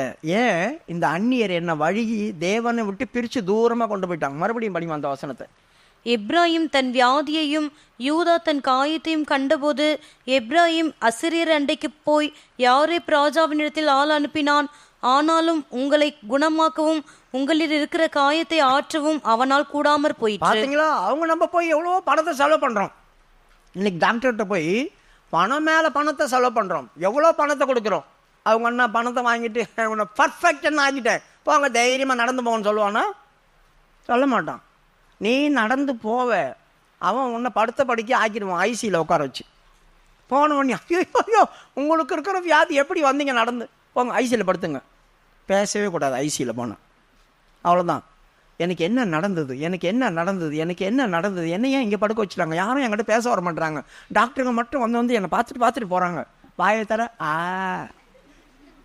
டார்ச் அடிச்சு பார்ப்பான், கண்ணில் டார்ச் அடிச்சு பார்ப்பான், கையை பிடிச்சி பார்ப்பான், இருதயத்தில் கையை வச்சு பார்ப்பான். நம்ம தான் பெருமை சொல்லி என்ன நடக்குதுன்னு சொல்ல மாட்டான். அவன் பண்ணு போயிடுவான், என்ன வியாதின்னு சொல்ல மாட்டான். பயத்திலே நான் செத்துருவேன். பயத்தில் தான் நிறைய பேர் சாவுவாங்க. பிரியமானவர்களே, அங்கே போனால் அவர்கள் குணமாக்க முடியல, பணத்தை ஒண்டி போடுங்க. நாங்கள் பணத்தோடு அசிரியர் எப்படிப்பட்டவங்களா, சவரகன் கத்தி, நான் கூலிக்காக வாங்கின சவரகன் கத்தி. 7வது அதிகாரம், ஏசாயா 7வது அதிகாரம் 20வது வசனம்.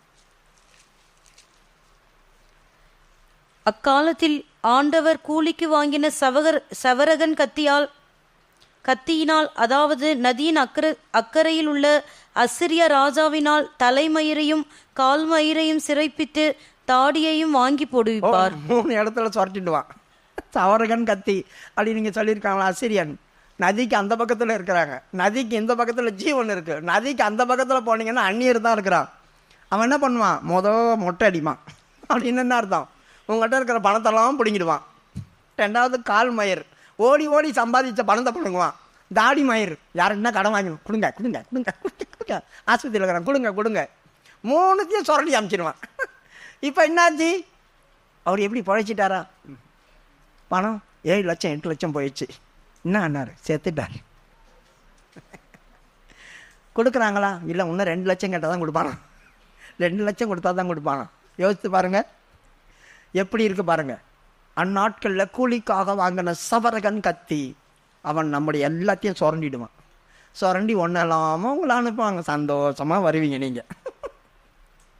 பிரியமானவர்களே, எப்ராஹிமுடைய தேசத்தில், மலை தேசத்தில் போய் நம்ம தேடினா இதெல்லாம் கிடைக்காதுங்க. சுகம் கிடைக்காது. அந்நியரோட நம்ம போய் சேர்ந்தோம்னா கர்த்தருடைய வல்லமை கிடைக்காது. அந்நியரோட நம்ம ஐக்கியப்பட்டோம்னா நாம் வளர முடியாது.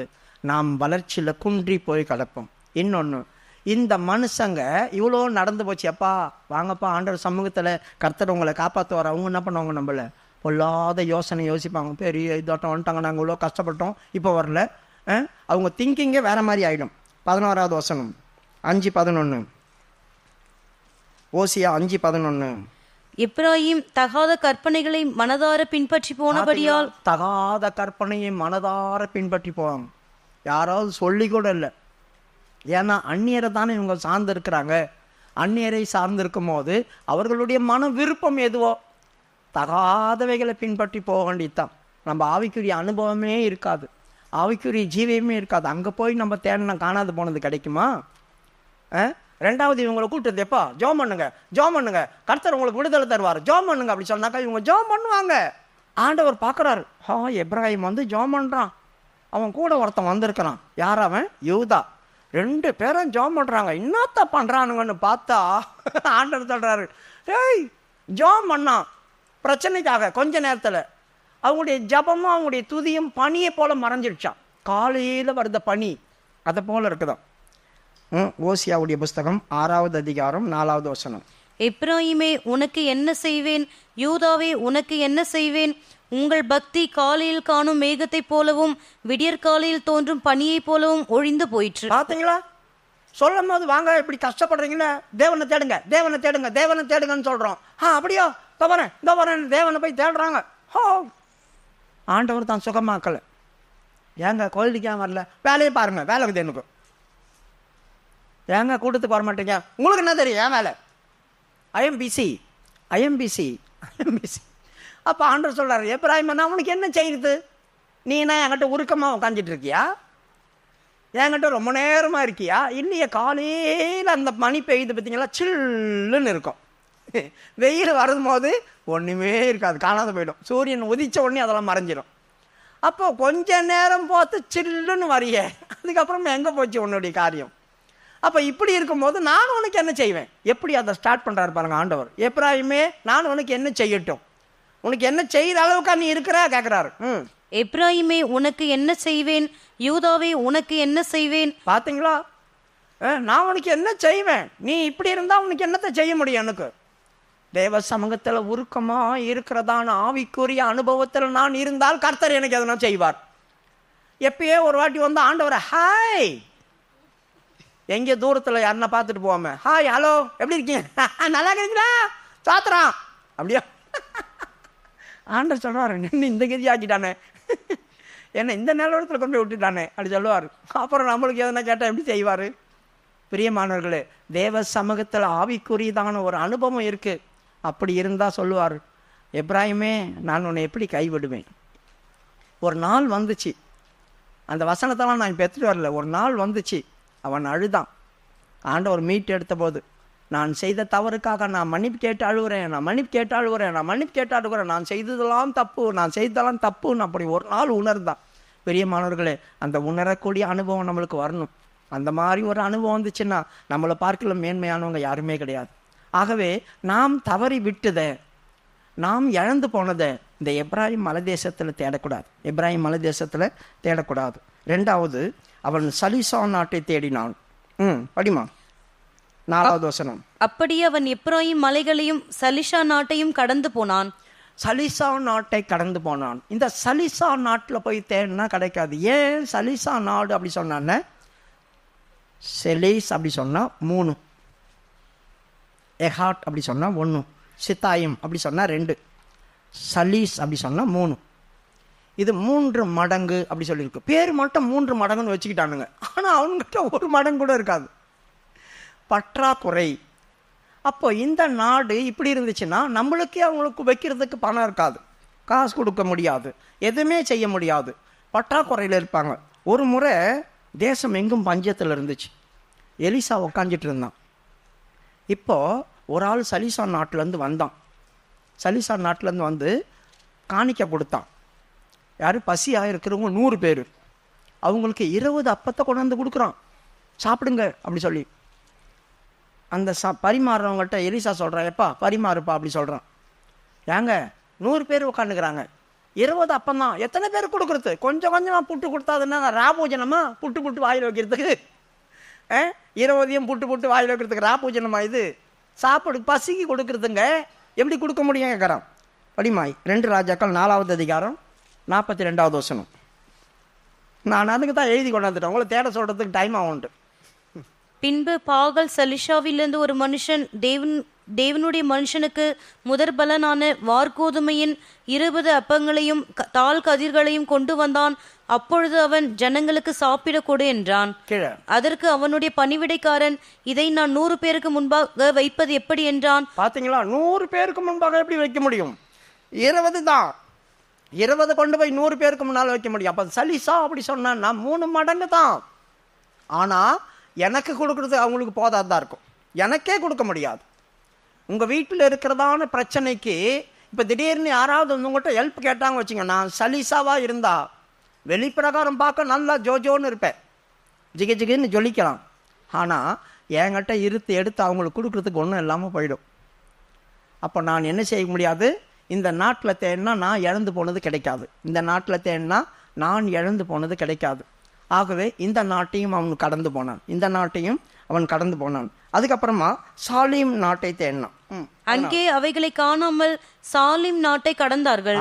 சாலிம் நாட்டை, சாலோம் அப்படி சொன்னா சமாதானம், சாலோம் அப்படி சொன்னா சமாதானம். ஆனா இங்க சாலீம் அப்படி சொல்லி இருக்குது.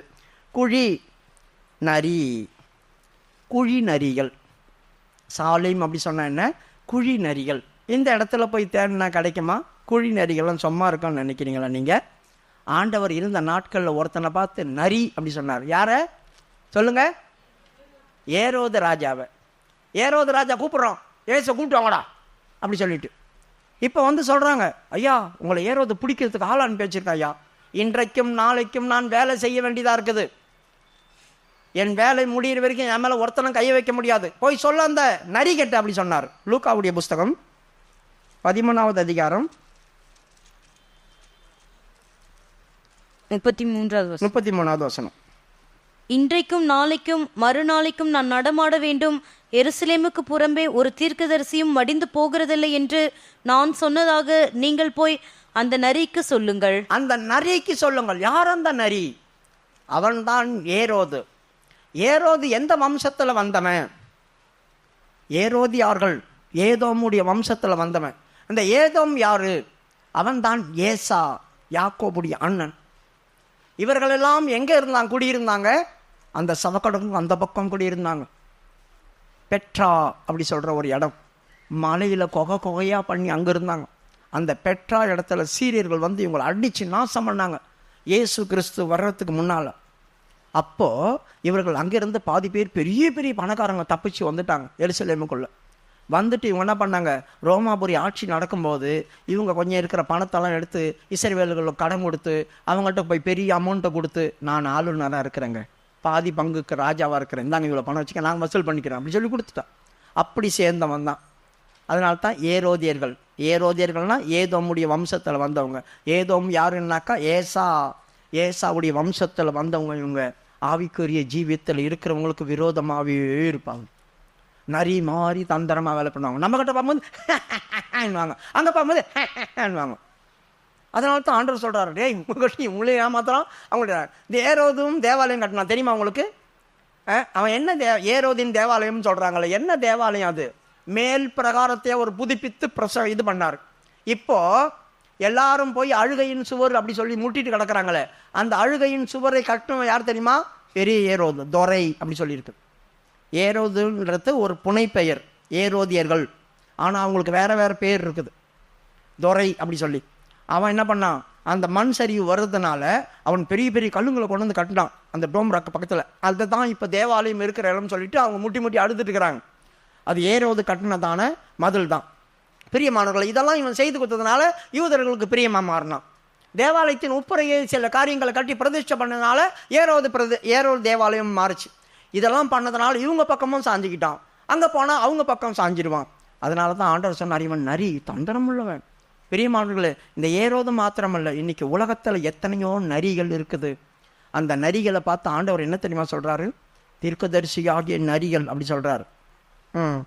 படிங்க எசேக்கியேலுடைய புஸ்தகம் 13:4 வசனம். எசேக்கியேல் 13வது அதிகாரம் 4வது வசனம். இஸ்ரவேலே, உன் தீர்க்கதரிசிகள் வனாந்தரங்களில் உள்ள நரிகளுக்கு ஒப்பாயிருக்கிறார்கள். இஸ்ரவேலே, உன் தீர்க்கதரிசிகள் வனாந்தரத்தில் உள்ள நரிகளுக்கு ஒப்பா இருக்கிறாங்க. பிரியமானவர்களை, இன்னைக்கு எத்தனை ஊழியக்காரர்கள் வெளியோ தீர்க்கதரிசிகளாக மாறி இருக்கிறாங்க. தீர்க்கதரிசிகளா.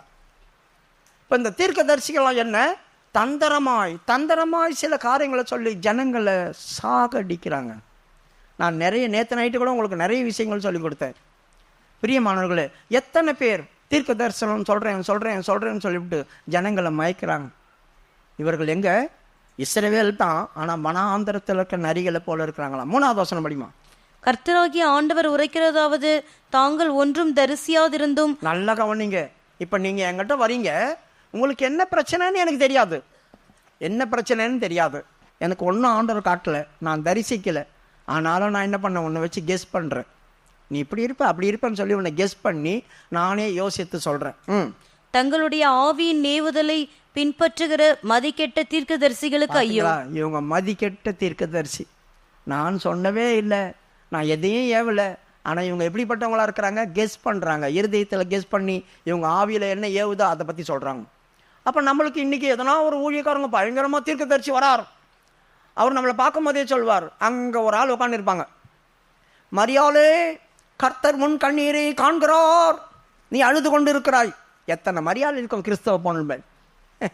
ஒரே ஒரு மரியாள் அங்கே வந்திருக்கும். இயேசு கிறிஸ்தவ நாட்கள்லேயே 51 மரியாள் இருந்துச்சு. இப்போ எவ்வளோ மேரின்னு பேர் வச்சுருக்காங்க. ஜோசப் கர்த்தர் முன் விண்ணப்பத்தை கேட்டார் அப்படின்னு நீங்கள் வந்து சொல்லும் போது எத்தனை ஜோசப் அங்கே இருப்பாங்க. அப்போ நான் சொல்லும் போது, இந்த வீட்டிலேருந்து இந்த இடத்துலேருந்து இப்படி ஒரு ஆள் நீ வந்திருக்கிற, உன் பேர் இது, நீ இந்த ட்ரெஸ்ஸை போட்டுங்கிற நான் சொல்லணும். அப்படி சொல்கிறதுக்கு இருக்குது, அந்த வரம் இருக்குது. அந்த வரம் இல்லாமல் இல்லை, இருக்குது. ஆனால் நம்ம உண்மையாகவே ஏமாற்றக்கூடாது ஜனங்களை. கிறிஸ்தவங்க பேர் கிறிஸ்டின் தானே உள்ளே வராங்க. அப்படி கிறிஸ்டின் உள்ளே வரும்போது எவ்வளோ பேருக்கு ஒரே மாதிரி பேர் இருக்கும். யாக்கோபுன்னு நிறைய பேர் வச்சுருக்காங்க. ஜான்சன் நிறைய பேர் வச்சுருக்கிறாங்க. யோவான் நிறைய பேர் இருக்குது.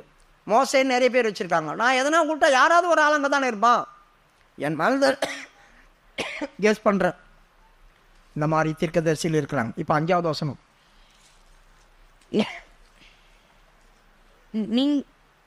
எசேக்கியேல் விட்டியாம வெளியே பண்ணுங்க. 5வது வசனம். நீங்கள் கர்த்தருடைய நாளிலே யுத்தத்தில் நிலை நிற்கும்படிக்கு திறப்புகளில் ஏறினதும் இல்லை, இஸ்ரவேல் வம்சத்தாருக்காக சுவரை அடைத்ததும் இல்லை. இந்த தீர்க்கதரிசிகள் யாரு? அவங்கள குறித்து எப்படிப்பட்டவன்னு சொல்றாங்க பாருங்க. நீ கர்த்தருடைய நாளுக்காக ஜனங்களை பாதுகாத்தியா? திறப்பின்ல நின்னியா? அந்த ஜனங்களுக்காக உபவாசம் போட்டு ஜெபிச்சியா? அந்த ஜனங்களுக்காக ஆண்டவருடைய சமூகத்திலிருந்து வேண்டுதல் செய்தியா? உனக்கு எவ்வளோ பேர் ஆண்டவர் கொடுத்து வச்சிருக்கிறாரு. அந்த ஜனங்களுடைய உத்தரவாதம் என்ன?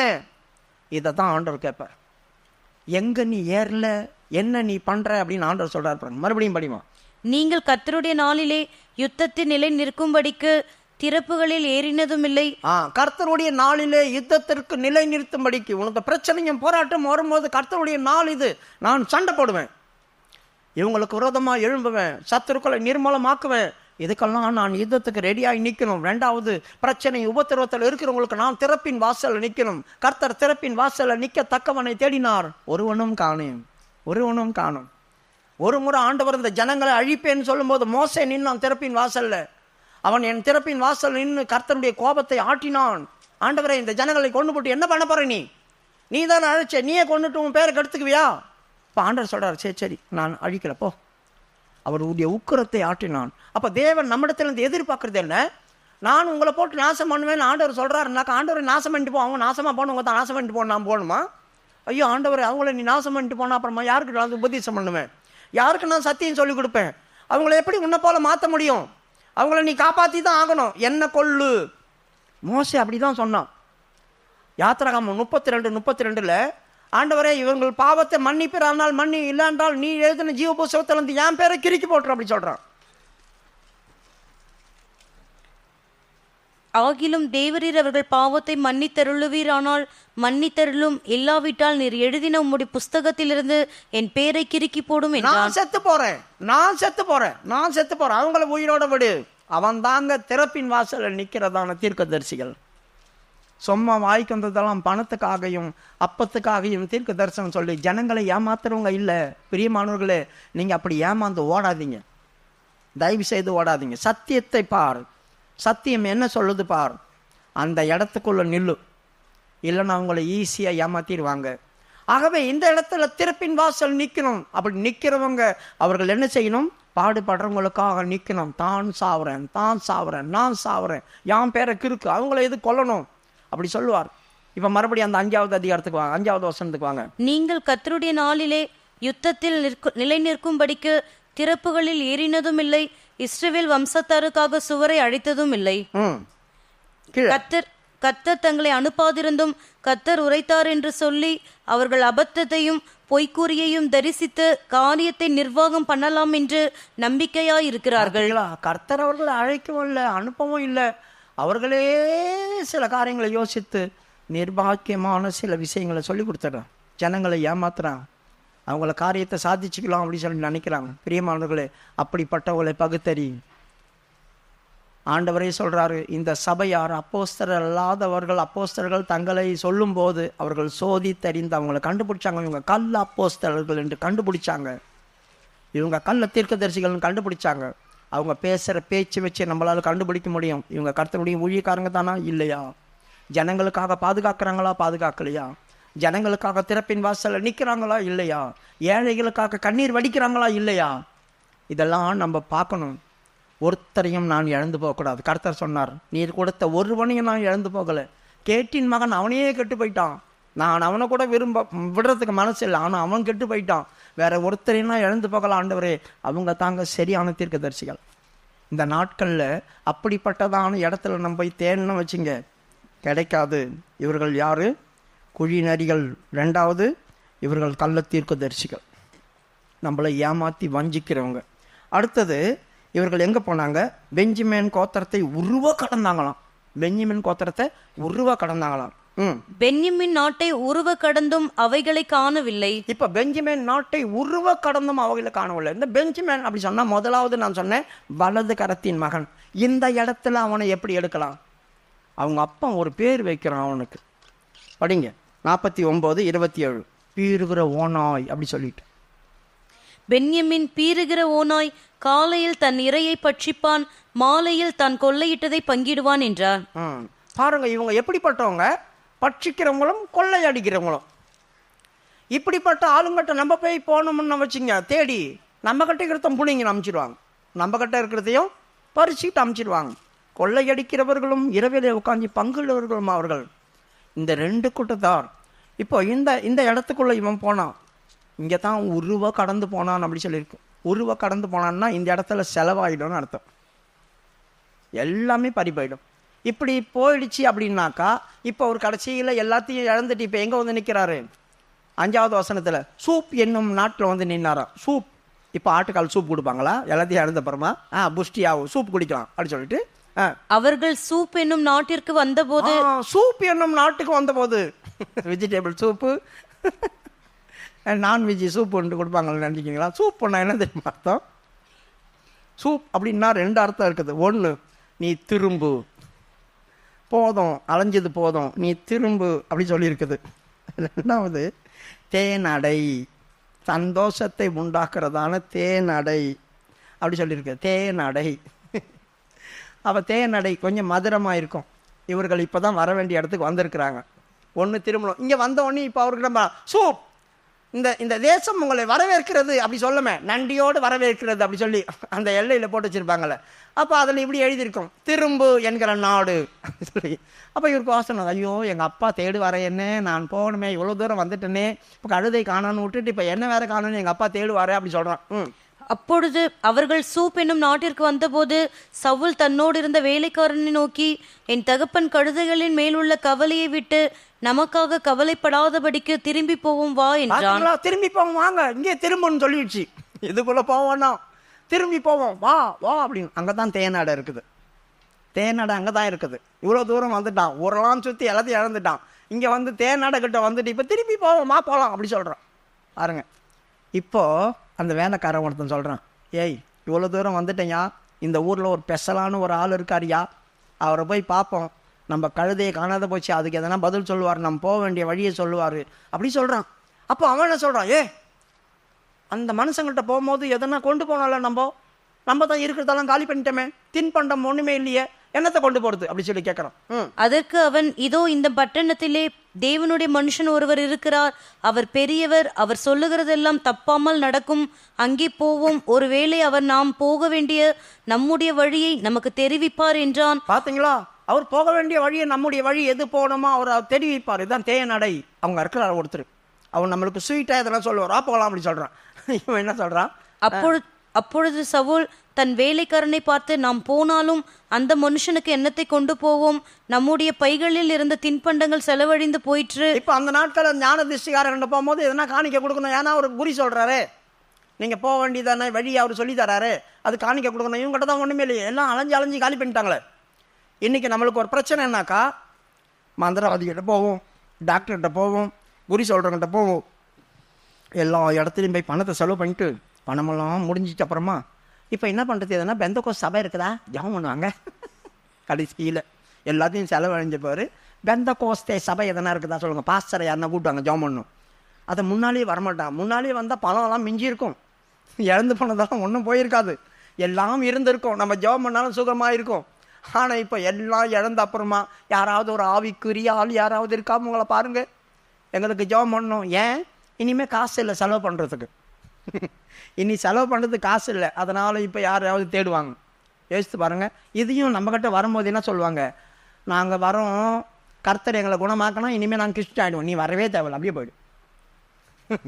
வரும்போது கூட என்ன சொல்லிட்டு வருவாங்க, எங்களை தேவன் சுகமாக்குனா நாங்கள் கிறிஸ்டின் ஆகிடுவோம். நீ போய் டாக்டர்கிட்ட சொல்ல முடியுமா, டாக்டர் என்னை குணமாக்கினா நானும் டாக்டர் ஆகிடுவேன், கைடுவான் ஷம்புறதுக்கு. அங்கே போய் சொல்ல முடியுமா, இங்கே வந்தால் மட்டும் நீ அவனையும் சுகமே ஆக தேவையில்லை, அப்படிப்பட்ட ஆள் நீ தேவையில்லை. யார் இதுக்குள்ளே வரணும், இயேசுவை தன் சொந்த தெய்வமாக ஏற்றுக்கொள்கிறவங்க தாங்க இது உள்ள வர முடியும். கர்த்தர் எனக்கு இதை செய்தால் நான் வருவேன், இல்லைன்னா அப்படியே போயிடுவேன். இது என்ன அது, ஒருத்தன் அபிஷேகம் பெறலை, இன்றைக்கி அபிஷேகம் பெற்றுக்க நான் ஒரு தீர்மானம் பண்ணியிருக்கேன்னா, என்னடா தீர்மானம், இன்றைக்கி கர்த்தர் என்ன அபிஷேகம் பண்ணால் இனிமேல் டிவியே பார்க்க மாட்டேன், அப்போ அபிஷேகம் பண்ணலன்னா பார்ப்பேன், இது என்ன தீர்மானம், உனக்கு அபிஷேகம் கொடுக்க மாட்டார், என்ன நான் உனக்கு அபிஷேகம் கொடுக்க மாட்டார், நான் விசுவாசியாக இருக்கும்போது நடந்த கதை. அப்போது நான் வந்து எதனா ஆண்டவர்கிட்ட பெற்றுக்கொள்ளணும்னா, ஆண்டவரே நீ கொடுத்தாலும் கொடுக்கலாம், இனிமேல் இப்படி இருக்க மாட்டேன், நான் மாறிடுவேன், முழுசாக மாறணும், கொடுத்தா கொடுக்கலன்னா அப்படின்னு. அந்த உன்னத பாட்டில் ஒரு வசனம் இருக்குது, 2:16, என் நேசர் என்னுடையவர், நான் என் நேசருடையவள். 2:16, என் நேசர் என்னுடையவர், நான் அவருடையவள், அவர் லிலி புஷ்பம். என் நேசர் என்னுடையவர், நான் அவளுடையவள்.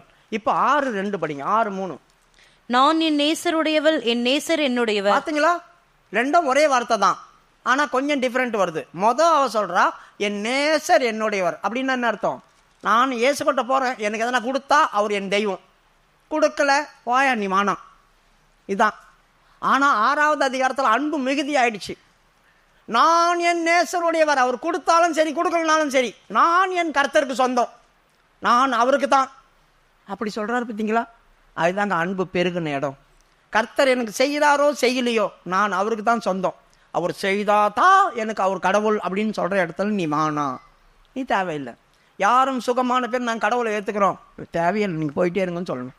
அப்படிப்பட்டவங்க வந்து நிலச்சி நிற்க மாட்டாங்க, சின்ன விஷயம்னா கூட ஓடிடுவாங்க.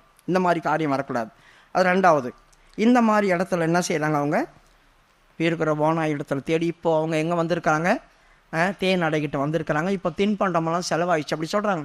இப்போது அந்த வேலைக்காரன் சொல்கிறான், யோ என்கிட்ட 1/2 சேக்கல் வெள்ளி இருக்குது அப்படி சொல்கிறான். 1/2 சேக்கல் வெள்ளி. இவனுக்கு சந்தோஷமாயிடுச்சு, நல்லது, அந்த 1/2 சேக்கல் அவங்ககிட்ட கொடுத்துருவோம். பெரியமானவர்களே, இந்த வெள்ளி எதுக்கு அடையாளமாக இருக்குது, மீட்புக்கு அடையாளமாக இருக்குது. என் வாழ்க்கையில் ஏதோ ஒரு காரியத்தை செய்ய போகிறார் ஆண்டவர், வெள்ளியினாலும் பொன்னினாலும் மீட்கப்படாமல் விலையேறப்பட்ட கிறிஸ்துவின் ரத்தத்தினாலும் மீட்கப்படும் சொல்லியிருக்கு இல்லையா. இந்த மீட்புக்கெல்லாம் இந்த வெள்ளி அடையாளமாக இருக்குது. ஆகவே இவர்கள் நல்லதுன்னு போனாங்க. அந்த ஊருக்குள்ளே போகும்போது தண்ணி எடுக்க லேடிஸுங்க வந்துச்சு. லேடிஸுங்க வந்த உடனே கேட்குறாங்க, எம்மா இங்கே ஒரு தீர்க்கதரிசி ஞான திருஷ்டிக்காரர் ஒருத்தர் இருக்கிறார், உண்மையாக இந்த இருக்கிறாரா அப்படின்னு சொல்லி கேட்டாங்க. அவங்க சொல்கிறாங்க, ஆமாம்மா இருக்கிறார், நல்ல நேரத்துக்கு தான் வந்திருக்கீங்க, அவர் மேடையில் பலி செலுத்த போயிருக்கிறார், மேடையில் தான் பாருங்க. தீவிரமாகி போங்க. பிரியமானவர்களே, நமக்கு ஏதாகிலும் ஒரு காரியத்தை கர்த்தர் செய்யணும்னாக்கா தாமதமாய் போகக்கூடாது, தீவிரமாய் போகணும். படிமா அந்த வசனத்தை. இனிமே 9வது அதிகாரத்தையும் 10வது அதிகாரத்தை விட்டு வெளியே வரக்கூடாது நீங்கள். அப்பொழுது சவுல் தன் வேலைக்காரனை நோக்கி, நல்ல காரியம் சொன்னாய், போம். 12வது வசனம், 12, 9, 12. அதற்கு அவர்கள், இருக்கிறார், இதோ உங்களுக்கு எதிரே இருக்கிறார், தீவிரமாய் போங்கள். இன்றைக்கு ஜனங்கள் மேடையில் பலியிடுகிறபடியினால் இன்றைய தினம் பட்டணத்திற்கு வந்தார். நீங்கள் பட்டணத்திற்குள் பிரவேசித்த உடனே அவர் மேடையின் மேல் போஜனம் பண்ண போகிறதற்கு முன்னே அவரை காண்பீர்கள். நல்லா கவனிங்க. அவர்கள் போஜனம் பண்ணுவதற்கு முன்பாக நீ போய் அவரை பார்த்துரு, அப்போ உனக்கு கிரியை நடக்கும். தீவிரமாய் போங்க அப்படி சொல்கிறாங்க. இங்கே வந்திருக்கிறார் அவர். பார்த்தீங்களா, இவங்க அங்கே ஓடுறாங்க. இவங்க போகிறதுக்கு முன்னால் கர்த்தர் ஒரு காரியத்தை செய்து வச்சுருந்தார். அவருடைய பிளான் இப்போ நிறைவேறுது பாருங்கள். அவர் என்ன பிளான் பண்ணாரோ அந்த காரியத்தை கர்த்தர் இப்போ சாதிக்கிறார். சவுல் வர்றதுக்கு ஒரு நாளைக்கு முன்னே ஆண்டவர் சாமுவேலை பார்த்து சொன்னார், ஏய் நாளைக்கு இந்த நேரத்தில் ஒருத்தன் வருவான், அவனை தான் இஸ்ரவேல் மேலே ராஜாவை ஆக்க போகிறேன், அவனுக்காக நான் ஒரு காரியம் செஞ்சுருக்கேன், கழுதையை நான் தான் காணாமல் பண்ணியிருக்கேன். அதெல்லாம் இதில் இல்லை, அங்கே அதை அப்படி தான் சொல்லியிருப்பார் ஆண்டவர். படிங்க 14 அவர்கள் பட்டணத்திற்கு போய் பட்டணத்தின் நடுவே சேர்ந்தபோது இதோ 15 படிங்க. சவுல் வர ஒரு நாளுக்கு முன்னே கர்த்தர் சாமுவேலின் காது கேட்க, நாளைக்கு இந்நேரத்திற்கு பென்யமின் நாட்டானாகிய ஒரு மனுஷனை உன்னிடத்தில் அனுப்புவேன், அவனை என் ஜனமாகிய இஸ்ரவேலின் மேல் அதிபதியாக அபிஷேகம் பண்ண கடவாய், அவன் என் ஜனத்தை பெலிஸ்தியரின் கைக்கு நீங்களாக்கி ரட்சிப்பான். என் ஜனத்தின் முறையிடுதல் என்னிடத்தில் வந்து எட்டினபடியினால் நான் அவர்களை கடாட்சித்தேன் என்று வெளிப்படுத்தி இருந்தார். நல்லா கவனிங்க. ஆண்டவர் ஒரு ஆளுக்கு ஒரு காரியத்தை செய்து மேலே டாப்பில் தூக்கிட்டு வர்றதுக்காக கர்த்தர் அவன் வாழ்க்கையில் செய்ததான காரியம் பாருங்க. அவன் கண்ணுக்கு முன்னால் ஒரு காரியத்தை நஷ்டப்படுத்தினார், காணாமல் போக பண்ணினார். இப்போ இவன் இதை தேடி ஊர் ஊரா அழியிறான். இப்போ எப்படி இருந்திருக்கோம், ஏன் எங்களுக்கு இப்படி நடக்குது, எங்களுக்கு ஏன் இந்த கஷ்டம் வருது, எங்கள் குடும்பத்தில் மட்டும் ஏன் இப்படி நடக்குது, எவ்வளோ புலம்பும், எங்களுக்கு மட்டும் ஏன் அப்படின்னு இருக்கா. ஆனால் தேவனுடைய பிளான், அவருடைய திட்டங்கள் யாருக்குமே தெரியாது. இவர் அங்கே சுற்றி இங்கே சுற்றி நீ வர வேண்டிய இடத்துக்கு வந்து தான் ஆகணுன்ற இடத்துக்குள்ளே வந்துட்டார். ஆண்டு சொல்கிறேன், அவன் வரத்துக்கு முன்னால் நான் ஒரு செலக்ட் பண்ணி வச்சுருக்கேன் ஒரு ஆள், அவனை நான் இப்படியெல்லாம் பண்ணியிருக்கிறேன், அவன் கழுதை தேடி வருவான், அவன் கழுதை கிடச்சிருந்துச்சுன்னா இவ்வளோ தூரம் வந்திருக்க மாட்டான், அதனால் அவன் கழுதையை கண்ணுக்கு மறைச்சி வச்சிருக்கிறேன், அவன் உங்கள்கிட்ட வருவான் அப்படி சொன்னான். இப்போ அவங்க பேசிட்டு முடியும் போது அவன் வந்துட்டான்.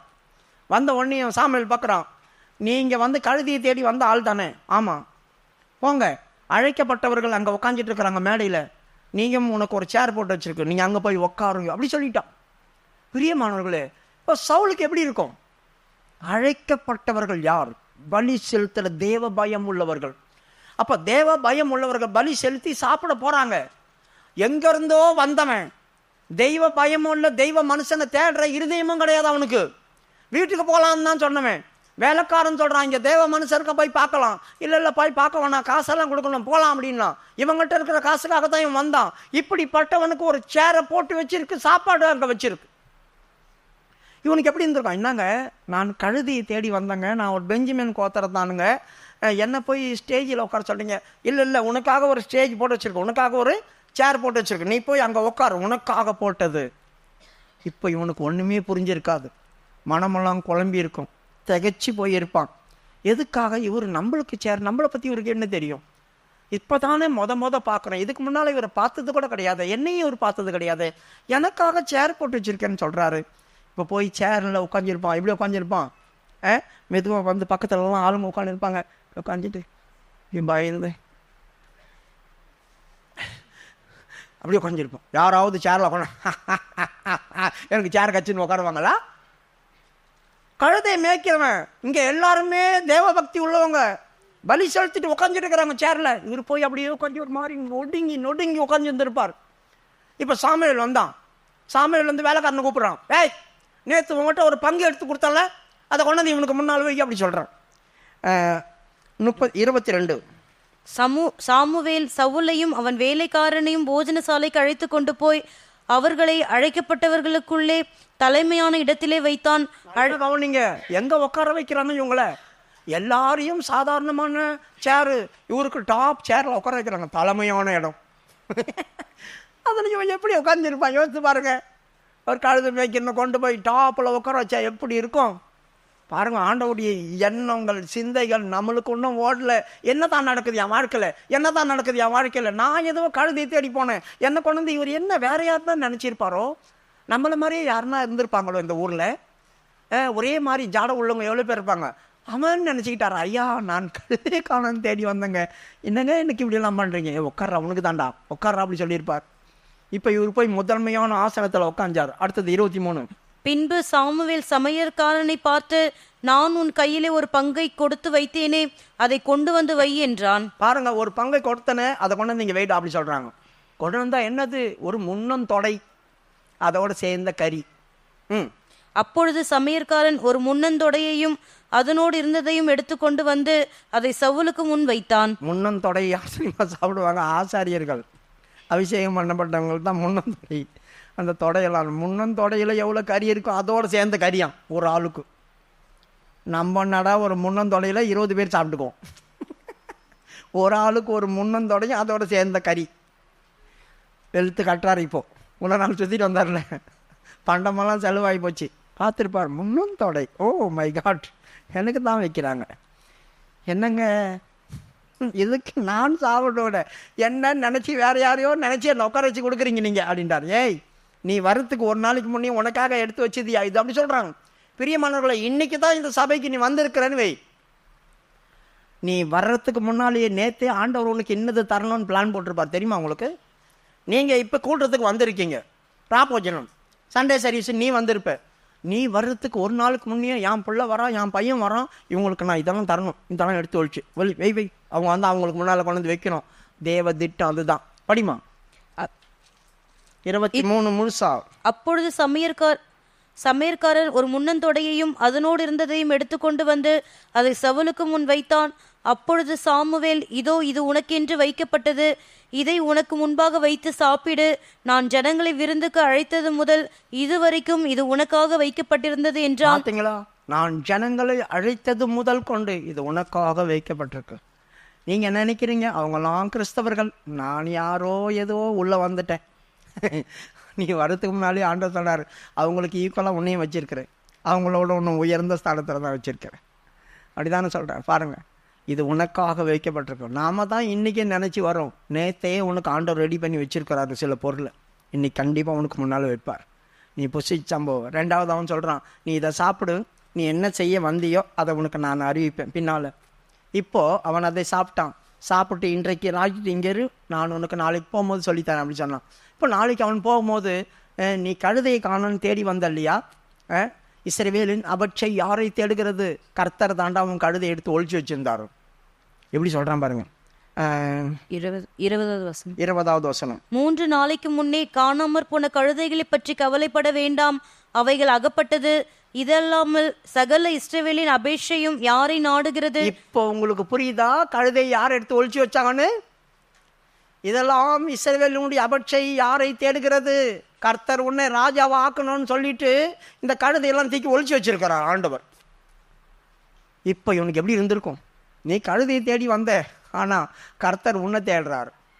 நீ எதையோ தேடின, கர்த்தர் உன்னை உயர்ந்த இடத்துல வைக்கிறதுக்காக, கர்த்தர் உன்னை செலக்ட் பண்ணுறதுக்காகத்தான் இதெல்லாம் நடந்துச்சு அப்படி சொல்கிறார். அவன் இல்லை, என்னங்க நான் வந்து பெஞ்சமின் கோத்திரத்தான், அந்த பெஞ்சமின் கோத்திரத்திலே சின்ன வீடுங்க, ரொம்ப ஏழைங்க, அதுலேயும் எல்லாரும் ஆடு மேய்க்கிறாங்க, நான் கழுதை மேய்ச்சிட்டு கிடந்தங்க, எனக்கு போய் இப்படியெல்லாம் சொல்கிறீங்களே அப்படி சொன்னான். எனக்கு போய் இப்படியெல்லாம் சொல்கிறீங்களே அப்படி சொன்னான். அவனுடைய வாழ்க்கையில் இருந்த தாழ்மை பாருங்கள் எப்படி வெளிப்படுது. இப்போது அவன் சாப்பிட்டு முடிஞ்ச போது நீ சொல்கிறான், நீ உன் கூட வந்தவங்கள 2 பேரையும் அப்படி அனுப்பு, தூரமாக அனுப்பு, நான் அவங்ககிட்ட ஒரு சில விஷயம் பேசணும் அப்படி சொல்கிறாரு. 10:1 அவனை என்ன பண்ணுறான்னு தெரியுமா? கர்த்தர் உன்னை இஸ்ரவேல் மேல் ராஜாவாக அபிஷேகம் பண்ணுகிறான்னு அபிஷேகம் பண்ணிவிட்டான். அபிஷேகம் பண்ணி அவனை முத்தமிட்டான். அன்பின் முத்தமிட்டு, நீ போய் இங்கே என்னை விட்டு திரும்பி போகும்போது நீ தேடிக்கொண்டிருந்த கழுதை அகப்பட்டது என்றதான செய்தியை உனக்கு வந்து சொல்லுவாங்க அப்படி சொல்கிறான். எப்படி பாருங்க, இவர் காணாத போனதுன்னு தேடிட்டு இருக்கிறாரு. தேவ சமூகத்தை விட்டு வெளியே போகும்போது சொல்கிறான், நீ தேடின கழுதை உனக்கு கிடச்சிச்சுன்னு சொல்லுவாங்க. நற்செய்தி உன் காதில் கேட்கும். பிரியமானவர்களே, இப்போ என்ன நடந்திருக்கும்? மறுபடியும் ஆண்டவர் மிஸ்ட் அப்படியே இறக்கியிருப்பார். இறக்கி இருந்த உடனே என்ன பண்ணியிருக்கோம்? அந்த கழுத்தெல்லாம் மறுபடியும் அங்கே மேய்ஞ்சிட்டு இருந்திருக்கும். வேலைக்காரங்க சொன்னாங்க, கழுதை இங்கே தான் ஏன் மேய்ஞ்சிட்டு இருக்குது, எங்கே காணுன்னு தேர்ந்துக்கிறான். அட பைத்திய காணுங்களா, கழுதை இங்கே தானே இருக்குது, கழுதை காணும் ஏன் போகும்னு சொன்னான். கழுதை இங்கே தான் இருக்குது. என் பிள்ளை எங்கே போனான்? கீஸ் கேட்டிருப்போம். என் பிள்ளை எங்கே போனான்? காணுங்க, எங்கே போனான்னு தெரியல. ஐயோ என் பிள்ளையை தேடுக்கலாம். கழுதை கிடச்சிச்சு சொல்கிறான். கழுதை காணும். நான் கோவத்தில் இருப்பான். அவன் எங்கன்னா போய் உட்காந்துருக்க போகிறான். அவனை தயவு செய்து கூப்பிட்டுவாங்க, என் பிள்ளையை பார்க்கணும், என் பிள்ளையை பார்க்கணும். இப்போ என்ன நடக்குது? 2 பேர் வந்து சொல்கிறாங்க, ஏய் கழுதை அங்கே தான் இருக்குது, உன் கண்ணுக்கு தான் தெரில, கழுதை கிடச்சிச்சு, உங்கள் அப்பா உனக்காக அழுதுட்டு இருக்கிறாரு, வா அப்படி சொல்லி கூப்பிட்டாங்க. நற்செய்தி. ஆண்டவர் பாருங்க எப்படி பண்ணுறாரு. அபிஷேகம் பண்ணப்பட்ட உடனேயும் முதலாவது அவன் தேடின காரியம் அவனுக்கு கிடைக்குது. தேவ திட்டம் உன் வாழ்க்கையில் நிறைவேறும் போது உன் காதில் நற்செய்தி விழும். நீ ரொம்ப நாளாக அலைஞ்சிட்டு இருக்க, இது வேணும் அது வேணும், அப்படி பண்ணணும் இப்படி பண்ணணும். முதலாவது அது கிடச்சிது, உனக்கு கிடச்சிது, அது வந்துடுச்சு உனக்கு அப்படின்னு நற்செய்தி விழும். 2வது, அங்கேருந்து நீ கொஞ்சம் தூரம் போவ, 2 பேர் வருவாங்க, 3 பேர் வருவாங்க, பலி செலுத்த போவாங்க. அவங்க கையில் அப்பம் இருக்கும், ஆட்டுக்குட்டி இருக்கும். உன்னை அவர்கள் நற்செய்தி விசாரிப்பாங்க, உன் சுக செய்தியை விசாரிப்பாங்க. அந்த சுக செய்தியை விசாரித்து உனக்கு 2 அப்பம் கொடுப்பாங்க, வாங்கிக்கோ அப்படி சொல்கிறாங்க. 10வது அதிகாரம் 3வது வசனம். நீ அவ்விடத்தை விட்டு அப்புறம் கடந்து போய் தாபோரில் உள்ள சமபூமியில் சேரும்போது தேவனை பணியும்படி பெத்தேலுக்கு போகிற 3 மனுஷர் அங்கே உன்னை கண்டு சந்திப்பார்கள்.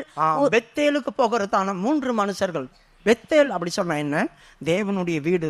தேவனுடைய வீட்டுக்கு போகிறதான 3 மனுஷர்கள் உன்னை கண்டுவாங்க, உன்னை பார்ப்பாங்க, உன் சுக செய்தி அவர்கள் விசாரிப்பாங்க, அவங்களுக்கு 2 அப்பம் கொடுப்பாங்க, அதை வாங்கிக்கோ அப்படி சொல்றாரு. ஒருவன் 3 ஆட்டுக்குட்டிகளையும் இன்னொருவன் 3 அப்பங்களையும் வேறொருவன் திராட்சை ரசம் உள்ள ஒரு துருத்தியும் கொண்டு வந்து உன்னுடைய சுக செய்தி விசாரித்து பாருங்க. 1 திராட்சை ரசம், அது என்னை அபிஷேகம் பண்றதுக்கு அடையாளமா இருக்கு, பரிசுத்த ஆவியின் அபிஷேகம். இன்னொன்று 3 ஆட்டுக்குட்டி என் பாவ நிவர்த்திக்காக. 2வது 3 அப்பம். எனக்கு கர்த்தருடைய வார்த்தை, எனக்கு கர்த்தருடைய வார்த்தை. இனிமேல் நீ தேவனுடைய வார்த்தையினால பிழைக்க போகிற, தேவனுடைய வார்த்தையினால பிழைக்க போகிற. கர்த்தருடைய வார்த்தை உனக்குள்ளும் வரப்போகுது. அவர்கள் விசாரித்து உனக்கு 2 அப்பம் கொடுப்பாங்க, வாங்கிக்க அப்படி சொன்னாங்க. உனக்கு 2 அப்பங்களை கொடுப்பார்கள், அவைகளை நீ அவர்கள் கையிலே வாங்க வேண்டும். அடுத்தது 4வது வசனம். 4வது வசனமா? உன்னுடைய சுக செய்தி விசாரித்து உனக்கு 2 அப்பங்களை கொடுப்பார்கள், அவைகளை நீ அவர்கள் கையிலே வாங்க வேண்டும். இதை வாங்கிட்டு நீ அங்கிருந்து போகும்போது சுரமண்டலங்களை வாசிக்கிற சில பேர் வருவாங்க, பலி செலுத்த தீர்க்கதரிசிகள். அவர்கள் பலி செலுத்திட்டு வந்து கீழே இறங்கும் போது உன்னிடத்துல கடந்து வந்து நீ அவர்களை பார்க்கும்போது உன்மேல் கர்த்தருடைய ஆவி வரும், கர்த்தருடைய அபிஷேகம் உன்மேல் இறங்கும். அப்பொழுது நீ என்ன செய்வ? ஆவியில நிரம்பி தீர்க்க தரிசனம் சொல்லி வேற மனுஷனாய் மாறுவேன். இது வரைக்கும் நீ கழுதையை மேய்த்து கொண்டத சாதாரணமான ஒரு ஆள். கர்த்தருடைய ஆவி உன்மேல் இறங்கணும் உடனேயும் நீ தீர்க்க தரிசனம் சொல்லி வேற மனுஷனாய் மாறுவே. இனி உன்னை யாரும் அற்பமாய் பார்க்க முடியாது, நீ ஒரு ராஜா, நீ ஒரு ராஜா அப்படி சொல்றாங்க. பின்பு பெலிஸ்தீரின் தானையும் இருக்கிற தேவனுடைய மலைக்கு போவாய். அங்கே நீ பட்டணத்திற்குள் பிரவேசிக்கையில் மேடையிலிருந்து இறங்கி வருகிற தீர்க்கதரிசிகளின் கூட்டத்திற்கு எதிர்ப்படுவாய். அவர்களுக்கு முன்பாக தம்பூரும் மேளமும் நாகசுரமும் சுரமண்டலமும் போகும். அவர்கள் தீர்க்க தரிசனம் சொல்லுவார்கள். அப்பொழுது கர்த்தருடைய ஆவி உன்மேல் இறங்குவார். நீ அவர்களோட கூட தீர்க்க தரிசனம் சொல்லி வேறு மனுஷன் ஆவாய். பாத்தீங்களா? நீயும் அவர்களோடு கூட தீர்க்க தரிசனம் சொல்லி வேறு மனுஷனாய் மாறுவாய். ஒரு மனுஷனை ஆண்டவர் இவ்வளோ தூரத்துக்கு உயர்த்துறதுக்கு ஒரு பிளான் போடுறார் ஆண்டவர். இவனை எப்படி நம்ம பக்கம் கூப்பிடுறது? சாதாரணமாக கூப்பிட்டா வரமாட்டான். இவனுக்கு ஏதாவது ஒரு காரியத்தை பண்ணி தான் கூப்பிடணும். அதனால் இவங்கிட்ட இருக்கிறதுக்கு கண்ணுக்கு மறைப்போம் அப்படி சொல்லி அவன் கழுதையை மறைச்சி அவனை ஊரை அலைய வச்சு அதுக்கப்புறமா தேவ மனுஷங்கிட்ட வர வச்சு அதுக்கு முன்னால் அவனுக்கு அவன் திட்டத்தை அறிவித்து இப்போ கொண்டு போய் அவனை அபிஷேகம் பண்ணி வேறு மனுஷனாய் மாற்றி இப்போ அவன் போகும்போது எப்படி போயிருப்பான்? கழுதையை தேடி வரும்போது அலைஞ்சி அப்படி அழுக்காக வந்திருப்பான். இப்போ அவன் மேல் அபிஷேகம் ஊற்றப்பட்டு அவனை சகலத்திலிருந்து ஆண்டவர் சுத்திகரித்து இப்போ அவன் போகும்போது கம்பீரமாக போயிருப்பான். அபிஷேகம் பெற்ற ஒரு மனுஷன் நான், வேறே மனுஷன். எவ்வளோ பெரிய பாக்கியத்தை கர்த்தர் தந்து உயர்த்தி உட்கார வச்சார். பிரியமானவர்களே, நீங்கள் எப்படி வந்திருக்கிறீங்களோ தெரியாது. எத்தனையோ காரியங்கள் நம்ம கைவிட்டு போயிருக்கோம், எத்தனையோ விஷயங்கள் நமக்கு நஷ்டமாயிருக்கும், எத்தனையோ விஷயங்கள் நீங்கள் இன்னும் தேடிட்டு இருப்பீங்க. ஒருவேளை தேவ திட்டம் உங்களுக்குள்ள நிறைவேறதா இருந்துச்சுன்னா கர்த்தர் உங்களை மேன்மையாய் வைக்கிறதுக்கு இப்படிப்பட்ட காரியத்தை அனுமதிச்சிருந்தான்னா நாம் அது தெரியாமல் ஆண்டவரை தூசிட்டே கிடக்கிறோம். எனக்கு ஏன் இதை செய்ய மாட்டேன், எனக்கு ஏன் இந்த ஜபத்துக்கு பதில் இல்லை, எனக்கு ஏன் அப்படி பண்ணுறேன், எனக்கு அப்படி பண்ணுறேன். நீ இன்னைக்கு வந்திருக்கிறியே, உனக்கு நேத்தே கர்த்தர் ரெடி பண்ணி வச்சிருக்கிறாரு. நாம் தேவ சமூகத்துக்கு வரும்போதெல்லாம் கர்த்தர் முன்பாகவே ஒரு காரியத்தை உனக்காக ரெடி பண்ணி வச்சிருக்கிறாரு. உன்னை கர்த்தர் வந்து எங்கேயோ உட்கார வைக்கலையே, முதன்மான ஆசனத்தில் தானே உட்கார வச்சிருக்கிறார். இந்த பாக்கியத்துக்கு நாம் என்னத்தை கொடுப்போம் ஆண்டருக்கு? வேறே மனுஷனாய் மரம் கண்களை மூடுவோம். கர்த்தாவே, என் வாழ்க்கையில் கூட எத்தனையோ காரியத்தை நான் தேடுறேன். நான் இந்த கூட்டம் முடிஞ்சிட்டு போகும்போது என் காதலின் நற்செய்தி விழட்டும், ஒரு நல்ல செய்தி விழட்டும். கர்த்தர் எனக்கு அகப்பட்டதுன்னு சொல்லட்டும். ஆண்டவரே, என் வாழ்க்கையிலும் சுக வாழ்வும் மலரட்டும். ரொம்ப வேதனையில் இருக்க, ரொம்ப கஷ்டத்தில் இருக்க ஆண்டவரே, எனக்கும் சுக செய்தியை விசாரிக்கிறவர்கள் வரட்டும். அவர்கள் தூதர்களாக கூட இருக்கலாம், திருத்துவ தேவனாக கூட இருக்கலாம். கர்த்தர் உனக்காக பெரிய காரியங்களை செய்து ஒரு திட்டத்தையே வகுத்து வைத்திருக்கிறார். அது உன் வாழ்க்கையில் நிறைவேறும்.